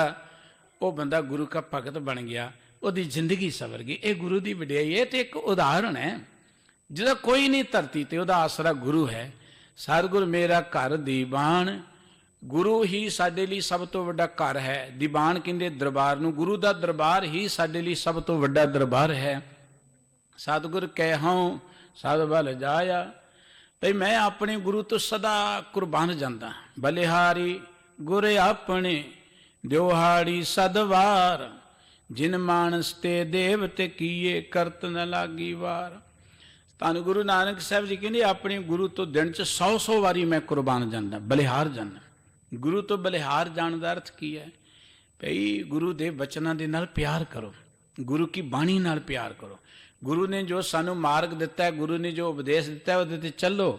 ਗੁਰੂ ਕਹਿੰਦਾ ਮਨੁੱਖਤਾ ਦੀ ਸੇਵਾ ਕਰੋ, ਦੂਜਿਆਂ ਦਾ ਭਲਾ ਕਰੋ, ਸਰਬੱਤ ਦੇ ਭਲੇ ਦੀ ਗੱਲ ਕਰੋ। ਇਹ ਹੈ ਗੁਰੂ ਤੋਂ ਬਲਿਹਾਰ ਜਾਣਾ। ਸਾਹਿਬ ਕਹਿੰਦੇ ਮੈਂ ਆਪਣੇ ਗੁਰੂ ਤੋਂ ਬਲਿਹਾਰ ਜਾਂਦਾ। ਪ੍ਰਗਟ ਮਾਰਗ ਜਿਨ ਕਰ ਦਿਖਲਾਇਆ, ਜਿਸ ਸਤਿਗੁਰੂ ਜੀ ਨੇ ਸਿੱਧਾ ਪ੍ਰਗਟ ਮਾਰਗ ਸਾਨੂੰ ਦੱਸ ਦਿੱਤਾ। ਧਰਮ ਦੀ ਦੁਨੀਆ 'ਚ ਕੋਈ ਗੁੰਝਲਾਂ ਜੀਆਂ ਪਾ ਕੇ ਦੱਸੇ, ਅਸੀਂ ਬੜੇ ਖੁਸ਼ ਹੁੰਦੇ ਹਾਂ। ਐਵੇਂ ਉਲ ਜਲੂਲ ਜੀਆਂ ਗੱਲਾਂ ਕਰਦੇ ਨਾ, ਕੋ ਜੀ ਆਹ ਗੱਲ ਬੜੀ ਨਵੀਂ ਜੀ ਕੀਤੀ ਹੈ, ਸੌਖੀ ਗੱਲ ਨਹੀਂ ਸਾਨੂੰ ਚੰਗੀ ਲੱਗਦੀ। ਬਾਬਾ ਨਾਨਕ ਜੀ ਨੇ ਕਿਹਾ ਸੀ ਕਿਰਤ ਕਰੋ, ਨਾਮ ਜਪੋ, ਵੰਡ ਕੇ ਛਕੋ। ਸਭ ਤੋਂ ਸ੍ਰੇਸ਼ਟ ਮਾਰਗ ਧਰਤੀ ਤੇ, ਸਭ ਤੋਂ ਸ੍ਰੇਸ਼ਟ ਕਿਰਤ ਕਰੋ, ਨਾਮ ਜਪੋ, ਵੰਡ ਕੇ ਛਕੋ। ਤੇ ਨਾਮ ਜਪਣ ਤੇ ਉਹਨਾਂ ਇਹ ਨਹੀਂ ਕਿਹਾ ਕਿ ਇੱਦਾਂ ਬੈਠੋ, ਇੱਥੇ ਧਿਆਨ ਕਰੋ, ਇੱਦਾਂ ਚੌਂਕੜੇ ਮਾਰੋ, ਇੱਥੇ ਲੁੱਕ ਕੇ ਬੈਠੋ ਤੇ ਚੜ੍ਹ, ਇਹ ਨਹੀਂ ਕਿਹਾ ਉਹਨਾਂ ਨੇ। ਇਹ ਤੇ ਹੁਣ ਸਾਨੂੰ ਜਦੋਂ ਲੋਕ ਕਹਿੰਦੇ ਬੜੇ ਖੁਸ਼ ਹੁੰਦੇ ਆ ਵੀ ਇੱਕ ਵਾਰੀ ਬਾਹਰ ਨੂੰ ਸਾਹ ਕੱਢੋ, ਇੱਕ ਵਾਰ ਅੰਦਰ ਨੂੰ ਲਿਜਾਓ, ਇੱਥੇ ਧਿਆਨ ਕਰੋ। ਅਸੀਂ ਐ ਸਿੱਧੇ ਜੋ ਕੇ ਬਹਿ ਜਾਂਦੇ ਲੋਕਾਂ ਦੇ ਕਹਿਣ ਤੇ। ਗੁਰੂ ਤੇ ਕਹਿੰਦਾ ਉਠਤ ਬੈਠਤ ਸੋਵਤ ਧਿਆਈਏ, ਮਾਰਗ ਚਲਤ ਹਰੇ ਹਰ ਗਾਈਏ। ਗੁਰੂ ਤੇ ਕਹਿੰਦੇ ਸੁੱਤਿਆਂ ਵੀ ਯਾਦ ਕਰੋ, ਉਦੋਂ ਕਿਵੇਂ ਕਰੋਗੇ ਤੁਸੀਂ ਜੀ? ਗੁਰੂ ਤੇ ਕਹਿੰਦਾ ਤੁਰਦੇ ਫਿਰਦੇ ਉਹਨੂੰ ਯਾਦ ਕਰੋ ਤੁਸੀਂ। ਗੁਰੂ ਤੇ ਕਹਿੰਦਾ ਕੰਮ ਕਰਦੇ ਵੀ ਹਾਥ ਪਾਉ ਕਰ ਕਾਮ ਸਭ ਚੀਤ ਨਿਰੰਜਨ ਨਾਲ। ਤੇ ਸਾਨੂੰ ਤੇ ਜਿਹੜੀਆਂ ਜਾਚਾਂ ਦਸੀਆਂ ਨੇ, ਕਹਿੰਦੇ ਪਹਿਲਾਂ ਕੰਮ ਛੱਡ ਕੇ ਨਾ ਵਿਹਲੇ ਜੋ ਕੇ ਬੈਠੋ। ਗੁਰੂ ਸਾਨੂੰ ਵਿਹਲੇ ਬਹਿਣ ਦੀ ਗੱਲ ਨਹੀਂ ਕਰਦਾ। ਗੁਰੂ ਕਹਿੰਦਾ ਕਿਰਤ ਕਰੋ। ਗੁਰੂ ਕਹਿੰਦਾ ਜੇ ਰੱਬ ਦੀ ਰਹਿਮਤ ਲੈਣੀ, ਸਭ ਤੋਂ ਵਧੀਆ ਤਰੀਕਾ ਘਾਲ ਖਾਏ ਕਿ ਛਾਤੋਂ ਦੇ, ਘਾਲਣਾ ਕਰੋ। ਕਿਰਤ ਕਰਨਾ ਸਭ ਤੋਂ ਵੱਡਾ ਮਨੁੱਖ ਦਾ ਕਰਮ ਹੈ। ਕਿਰਤ ਹੀ ਧਰਮ ਹੈ ਦਰਅਸਲ। ਕਿਰਤ ਦਾ ਅਰਥ ਇਹ ਹੈ ਕਿ ਵਾਹਿਗੁਰੂ ਜੀ ਨੇ ਸਾਨੂੰ ਜ਼ਿੰਦਗੀ ਦਿੱਤੀ ਹੈ, ਕੋਈ ਸਮਾਜ ਦੀ ਖਾਤਰ, ਕੋਈ ਆਪਣੀ ਉਸਾਰੀ ਦੇ ਲਈ, ਤਰੱਕੀ ਦੇ ਲਈ, ਸਮਾਜ ਦੀ ਤਰੱਕੀ ਲਈ ਕੋਈ ਨਾ ਕੋਈ ਆਪਾਂ ਯਤਨ ਕਰੀਏ। ਸਾਹਿਬ ਜੀ ਕਹਿੰਦੇ ਨੇ ਮੈਂ ਆਪਣੇ ਗੁਰੂ ਤੋਂ ਕੁਰਬਾਨ ਜਾਂਦਾ, ਜਿਨ ਗੁਰੂ ਨੇ ਸਾਨੂੰ ਕਿੰਨਾ ਸੋਹਣਾ ਗਾਡੀ ਰਾਹ ਦਿੱਤਾ ਹੈ। ਗੁਰਮਤ ਵਰਗਾ ਇੱਕ ਮਹਾਤਮਾ ਰਾਮ ਤੀਰਥ ਡੰਡੀ ਸੰਨਿਆਸੀ ਹੋਏ ਨੇ, ਇਹ ਗੁਰੂ ਕੇ ਸਿੱਖ ਬਣ ਗਏ ਸਨ। ਬੜੇ ਤਗੜੇ ਸੰਨਿਆਸੀ ਸਨ, ਬੜੇ ਤਗੜੇ। ਤੁਸੀਂ ਕਦੀ ਸ਼੍ਰੋਮਣੀ ਕਮੇਟੀ ਦੇ ਕਿਸੇ ਸਟਾਲ ਤੇ ਜਾਓ, ਉੱਥੇ ਇੱਕ ਨਿੱਕਾ ਜਿਹਾ ਪੈਂਫਲੇਟ ਮੁਫਤ ਹੀ ਮਿਲ ਜਾਂਦਾ ਸੀ। ਪਹਿਲਾਂ ਹੁਣ ਦਾ ਤੇ ਪਤਾ ਨਹੀਂ ਹੈ, ਕਿਉਂਕਿ ਉੱਥੇ ਵੀ ਆਪਾਂ ਉਲਝਲੂਲ ਹੀ ਕੰਮ ਦੇਖਦੇ ਹਾਂ। ਪਹਿਲਾਂ ਮੁਫਤ ਮਿਲ ਜਾਂਦਾ ਸੀ। ਉਹ ਪੈਂਫਲੇਟ ਕੀ ਸੀ? ਸਾਰੇ ਧਰਮਾਂ ਤੋਂ ਉੱਤਮ ਧਰਮ ਸਿੱਖ ਧਰਮ, ਖਾਲਸਾ ਪੰਥ, ਸਾਰੇ ਗ੍ਰੰਥਾਂ ਤੋਂ ਉੱਤਮ ਗ੍ਰੰਥ ਗੁਰੂ ਗ੍ਰੰਥ ਸਾਹਿਬ ਜੀ ਮਹਾਰਾਜ। ਉਸ ਮਹਾਤਮਾ ਨੇ ਗੁਰੂ ਗ੍ਰੰਥ ਸਾਹਿਬ ਜੀ ਦੀ ਇੰਨੀ ਵਡਿਆਈ, ਗੁਰੂ ਕੇ ਖਾਲਸੇ ਪੰਥ ਦੀ ਇੰਨੀ ਵਡਿਆਈ, ਤੇ ਆ ਜਿਹੜਾ ਜੋ ਕੁਛ ਸਾਡੇ ਦਿਵਾਲੇ ਉਹ ਵੀ ਸਾਡੇ ਸਾਹਮਣੇ ਰੱਖਿਆ ਕਿ ਇਹ ਕੁਝ ਹੈ, ਇੰਨੀਆਂ ਬਲੀਆਂ ਦਿੱਤੀਆਂ ਜਾਂਦੀਆਂ ਨੇ, ਇਹ ਮਾਸ ਖਾਧਾ ਜਾਂਦਾ ਹੈ। ਸਤਿਗੁਰੂ ਨੇ ਜਿਹੜਾ ਸਾਨੂੰ ਪੰਥ ਦਿੱਤਾ ਹੈ, ਇਹ ਸਾਰੀ ਦੁਨੀਆ 'ਚੋਂ ਉੱਤਮ ਪੰਥ ਹੈ। ਖਾਲਸਾ ਪੰਥ ਵਰਗਾ ਕੋਈ ਪੰਥ ਨਹੀਂ ਹੈ, ਪਰ ਆਪਾਂ ਉਹਨੂੰ ਸਮਝੀਏ ਤਾਂ ਹੈ ਨਾ। ਸਤਿਗੁਰੂ ਜੀ ਕਹਿੰਦੇ ਨੇ ਪ੍ਰਗਟ ਮਾਰਗ ਜਿਨ ਕਰ ਦਿਖਲਾਇਆ। ਜਿਸ ਗੁਰੂ ਨੇ ਸਾਨੂੰ ਇੱਕ ਪ੍ਰਗਟ ਸਿੱਧੇ ਤੌਰ ਤੇ ਸਰਲ ਮਾਰਗ ਦੇ ਦਿੱਤਾ ਹੈ, ਗੁਰੂ ਕੇ ਬਚਨ ਕੇ ਭੂਲੇ ਮਾਰਗ ਜਿਨੇ ਬਤਾਇਆ, ਐਸਾ ਗੁਰੂ ਵੱਡ ਭਾਗੀ ਪਾਇਆ। ਇਹੋ ਜਿਹਾ ਗੁਰੂ ਤਾਂ ਵੱਡੇ ਭਾਗਾਂ ਵਾਲਿਆਂ ਨੂੰ ਮਿਲਦਾ ਬਈ, ਜਿਸ ਗੁਰੂ ਨੇ ਭੁੱਲਿਆਂ ਭਟਕਿਆਂ ਨੂੰ ਜ਼ਿੰਦਗੀ ਦਾ ਮਾਰਗ ਦਰਸਾ ਦਿੱਤਾ। ਜਿਨ ਗੁਰ ਸੇਵਿਆ ਤਿਸ ਭਉ ਨਾ ਵਿਆਪੇ। ਜਿਨੇ ਗੁਰੂ ਦੀ ਸੇਵਾ ਕੀਤੀ, ਭਾਵ ਗੁਰੂ ਦੇ ਬਚਨਾਂ ਨਾਲ ਜੁੜ ਗਿਆ, ਗੁਰੂ ਕੇ ਬਚਨਾਂ ਅਨੁਸਾਰ ਜ਼ਿੰਦਗੀ ਜਿਉਣ ਦਾ ਜਿਹਨੇ ਯਤਨ ਕੀਤਾ, ਉਹਨੂੰ ਜ਼ਿੰਦਗੀ 'ਚ ਕੋਈ ਡਰ ਨਹੀਂ ਵਿਆਪ ਸਕਦਾ, ਕੋਈ ਚਿੰਤਾ ਨਹੀਂ ਵਿਆਪ ਸਕਦੀ। ਉਹਦੇ ਸਾਰੇ ਡਰ ਕੱਟੇ ਜਾਂਦੇ ਨੇ।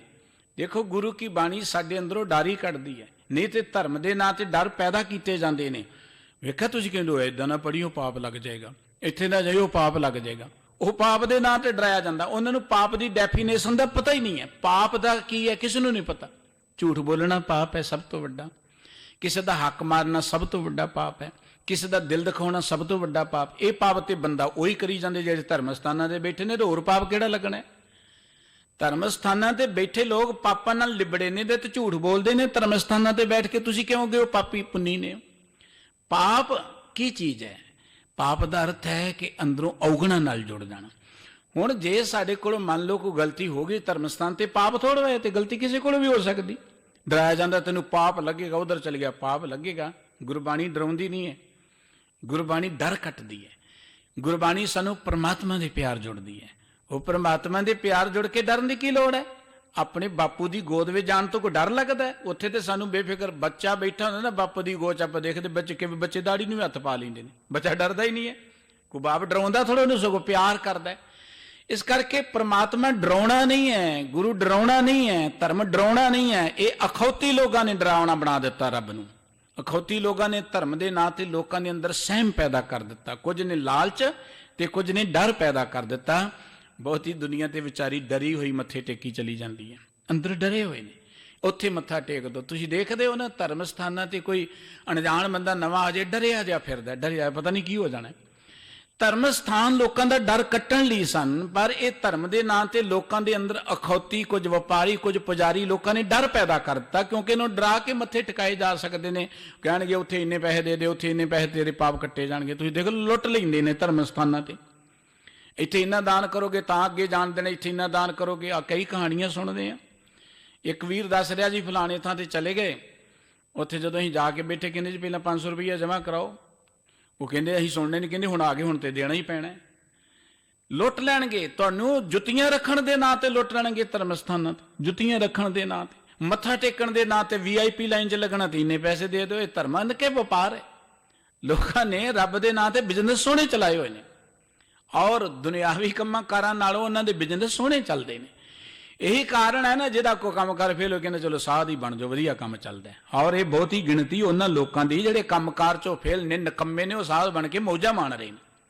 ਐ ਤਕੜੀਆਂ ਮੌਜਾਂ ਮਾਣ ਰਹੇ ਹੋ, ਨਾਲੇ ਦੁਨੀਆ ਮੱਥੇ ਟੇਕਦੀ ਹੈ। ਕਬੀਰ ਨੇ ਬੜੀ ਸੋਹਣੀ ਗੱਲ ਕਹੀ, ਕਹਿਣ ਲੱਗਾ ਕਿ ਜਿਹੜੇ ਬੱਚੇ ਬਹੁਤ ਪੜ੍ਹਦੇ ਨਾ, ਬਹੁਤ ਪੜ੍ਹਦੇ, ਕੋਈ ਡਾਕਟਰ ਬਣ ਜਾਏਗਾ, ਕੋਈ ਇੰਜੀਨੀਅਰ ਬਣ ਜਾਏਗਾ। ਜਿਹੜੇ ਬਹੁਤ ਪੜ੍ਹਦੇ ਨੇ, ਜਿਹੜੇ ਥੋੜ੍ਹੇ ਜਿਹੇ ਘੱਟ ਪੜ੍ਹਦੇ ਨੇ, ਉਹ IAS ਅਫਸਰ ਬਣ ਜਾਣਗੇ। ਉਹ ਜਿਹੜੇ IAS ਅਫਸਰ ਨੇ ਉਹ ਡਾਕਟਰਾਂ ਨੂੰ ਭਜਾਈ ਫਿਰਦੇ ਨੇ, ਘੱਟ ਪੜ੍ਹੇ। ਜਿਹੜੇ ਹੋਰ ਥੋੜ੍ਹੇ ਘੱਟ ਬਣਨਗੇ ਉਹ ਵਕੀਲ ਬਣ ਜਾਣਗੇ। ਵਕੀਲ ਉਹਨਾਂ ਅਫਸਰਾਂ ਨੂੰ ਵੀ ਭਜਾਈ ਫਿਰਦੇ ਨੇ, ਡਾਕਟਰਾਂ ਨੂੰ ਭਜਾਈ ਫਿਰਦੇ ਨੇ। ਕਹਿਣਗੇ ਹੋਰ ਥੋੜ੍ਹੇ ਜਿਹੜੇ ਘੱਟ ਬਣਨਗੇ ਨਾ, ਉਹ ਪੋਲੀਟੀਸ਼ੀਅਨ ਬਣ ਜਾਣਗੇ। ਪੋਲੀਟੀਸ਼ੀਅਨ ਸਾਰਿਆਂ ਨੂੰ ਭਜਾਈ ਫਿਰਦੇ। ਤੁਸੀਂ ਦੇਖਦੇ ਫੋਨ ਤੇ ਵੱਡੇ ਵੱਡੇ ਅਫਸਰਾਂ ਨੂੰ ਦਬਕੇ ਮਾਰਦੇ, ਤੂੰ ਮੈਨੂੰ ਜਾਣਦਾ ਨਹੀਂ। ਆਪ ਉਹ ਫੇਲ ਹੁੰਦੇ 10ਵੀਂ ਤੇ ਦਬਕੇ ਮਾਰਦੇ ਨੇ ਅਫਸਰਾਂ ਨੂੰ, ਜਿਨ੍ਹਾਂ ਨੇ ਜ਼ਿੰਦਗੀ ਪੜ੍ਹ ਪੜ੍ਹ ਕੇ ਗਾਲੀ ਹੁੰਦੀ ਹੈ। ਜੋ ਪੜ੍ਹਾਈ 'ਚ ਫੇਲ ਹੋ ਗਏ ਉਹ ਵਕੀਲ ਬਣ ਕੇ ਪੋਲੀਟੀਸ਼ੀਅਨ, ਤੇ ਉਹ ਲੋਕਾਂ ਨੂੰ ਸਾਰਿਆਂ ਨੂੰ ਦਬੱਲੀ ਫਿਰਦੇ ਨੇ। ਤੇ ਜਿਹੜਾ ਬਿਲਕੁਲ ਨਿਕੰਮਾ ਉਹ ਸਾਧ ਬਣ ਗਿਆ, ਤੇ ਉੱਥੇ ਸਾਰੇ ਮੱਥੇ ਟੇਕਦੇ ਨੇ। ਜਿਹੜਾ ਕਿਤੇ ਕਾਮਯਾਬ ਨਹੀਂ ਹੋ ਸਕਿਆ ਉਹ ਸਾਧ ਬਣ ਗਿਆ, ਤੇ ਉੱਥੇ ਸਾਰੇ ਡਾਕਟਰ ਵੀ, ਇੰਜੀਨੀਅਰ ਵੀ, ਪੁਲਿਸ ਦੇ ਅਫਸਰ ਵੀ, ਸਾਰੇ ਜਾ ਕੇ ਮੱਥੇ ਟੇਕਦੇ ਨੇ। ਇਹ ਸਾਡੇ ਮੁਲਕ ਦੇ ਹਾਲਾਤ ਨੇ, ਇਹ ਧਰਮ ਦੀ ਦੁਨੀਆ ਦੇ ਹਾਲਾਤ ਨੇ। ਸਤਿਗੁਰੂ ਸਾਹਿਬ ਜੀ ਕਹਿੰਦੇ ਨੇ, ਗੁਰੂ ਕੋਲ ਆ ਕੇ ਡਰ ਨਹੀਂ, ਇੱਥੇ ਤੇ ਡਰ ਕੱਟਿਆ ਜਾਂਦਾ ਹੈ। ਜਿਨ ਗੁਰ ਸੇਵਿਆ ਤਿਸ ਦੁੱਖ ਨਾ ਸੰਤਾਪੈ। ਜਿਨੇ ਗੁਰੂ ਦੀ ਸੇਵਾ ਕੀਤੀ ਉਹਦੇ ਨੇੜੇ ਕੋਈ ਦੁੱਖ ਨਹੀਂ ਆ ਸਕਦਾ। ਉਹ ਕਰੇ ਗੁਰੂ ਦੀ ਸੇਵਾ, ਅਡੰਬਰ ਨਾ ਕਰੇ ਜਾਂ ਵਪਾਰ ਨਾ ਕਰੇ, ਗੁਰੂ ਨਾਲ ਆ ਕੇ ਗੁਰੂ ਦੀ ਸੇਵਾ ਕਰੇ। ਨਾਨਕ ਸੋਧੇ ਸਿਮਰਤ ਵੇਦ। ਧੰਨ ਗੁਰੂ ਅਰਜਨ ਦੇਵ ਜੀ ਮਹਾਰਾਜ ਕਹਿੰਦੇ ਨੇ ਕਿ ਭਈ ਸਿਮਰਤੀਆਂ ਵੇਦਾਂ ਨੂੰ ਸੋਧ ਕੇ ਪੜ੍ਹ ਕੇ ਚੰਗੀ ਤਰ੍ਹਾਂ ਦੇਖ ਲਿਆ। ਪਾਰ ਬ੍ਰਹਮ ਗੁਰ ਨਾਹੀ ਭੇਦ। ਗੁਰੂ ਵਿੱਚ ਤੇ ਪ੍ਰਮਾਤਮਾ 'ਚ ਕੋਈ ਅੰਤਰ ਨਹੀਂ ਹੈ। ਗੁਰ ਪੂਰਨ ਨਾਰਾਇਣ ਹੈ। ਸਤਿਗੁਰੂ ਗੁਰੂ ਅਰਜਨ ਦੇਵ ਜੀ ਨੇ ਬੜੇ ਪਿਆਰ ਨਾਲ, ਲਲਕਾਰ ਨਾਲ ਸਾਨੂੰ ਗੱਲ ਕੀ, ਦੁਨੀਆ ਦੇ ਲੋਕੋ ਗੁਰ ਜੈਸਾ ਨਾਹੀ ਕੋ ਦੇਵ। ਗੁਰੂ ਵਰਗਾ ਕੋਈ ਦੇਵਤਾ ਨਹੀਂ ਹੈ, ਕੋਈ ਨਹੀਂ ਹੈ। ਇਸ ਕਰਕੇ ਆਓ ਆਪਾਂ ਸਾਰੇ ਗੁਰੂ ਚਰਨਾਂ ਨਾਲ ਜੁੜੀਏ। ਧੰਨ ਗੁਰੂ ਨਾਨਕ ਸਾਹਿਬ ਜੀ ਮਹਾਰਾਜ, ਜਾਹਰ ਪੀਰ ਜਗਤ ਗੁਰੂ ਬਾਬਾ, ਸੱਚੀ ਮਾਨਵਤਾ ਦੇ ਗੁਰੂ, ਸਭ ਤੋਂ ਵੱਡਾ ਸਤਿਗੁਰੂ ਨਾਨਕ ਸਾਹਿਬ, ਉਹਨਾਂ ਦਾ ਪਾਵਨ ਪ੍ਰਕਾਸ਼ ਪੁਰਬ ਆ ਰਿਹਾ ਭਾਈ। ਆਪਾਂ ਸੰਗਤਾਂ ਤੋਂ ਉਤਸ਼ਾਹ ਪੈਦਾ ਕਰੀਏ, ਗੁਰਦੁਆਰੇ ਆਇਆ ਕਰੀਏ, ਗੁਰੂ ਕੇ ਦੀਵਾਨ 'ਚ ਬੈਠ ਕੇ ਗੁਰੂ ਕੀ ਵਡਿਆਈ ਸੁਣੀਏ, ਗੁਰੂ ਕਾ ਕੀਰਤਨ ਸਰਵਣ ਕਰੀਏ। ਸਾਨੂੰ ਸਾਡੇ ਸਤਿਗੁਰੂ ਜੀ ਨੇ ਗੁਰਦੁਆਰੇ ਸਤ ਸੰਗਤ ਕਰਨ ਲਈ ਦਿੱਤੇ ਸਨ, ਗੇੜੀਆਂ ਮਾਰਨ ਲਈ ਨਹੀਂ ਸਨ ਦਿੱਤੇ।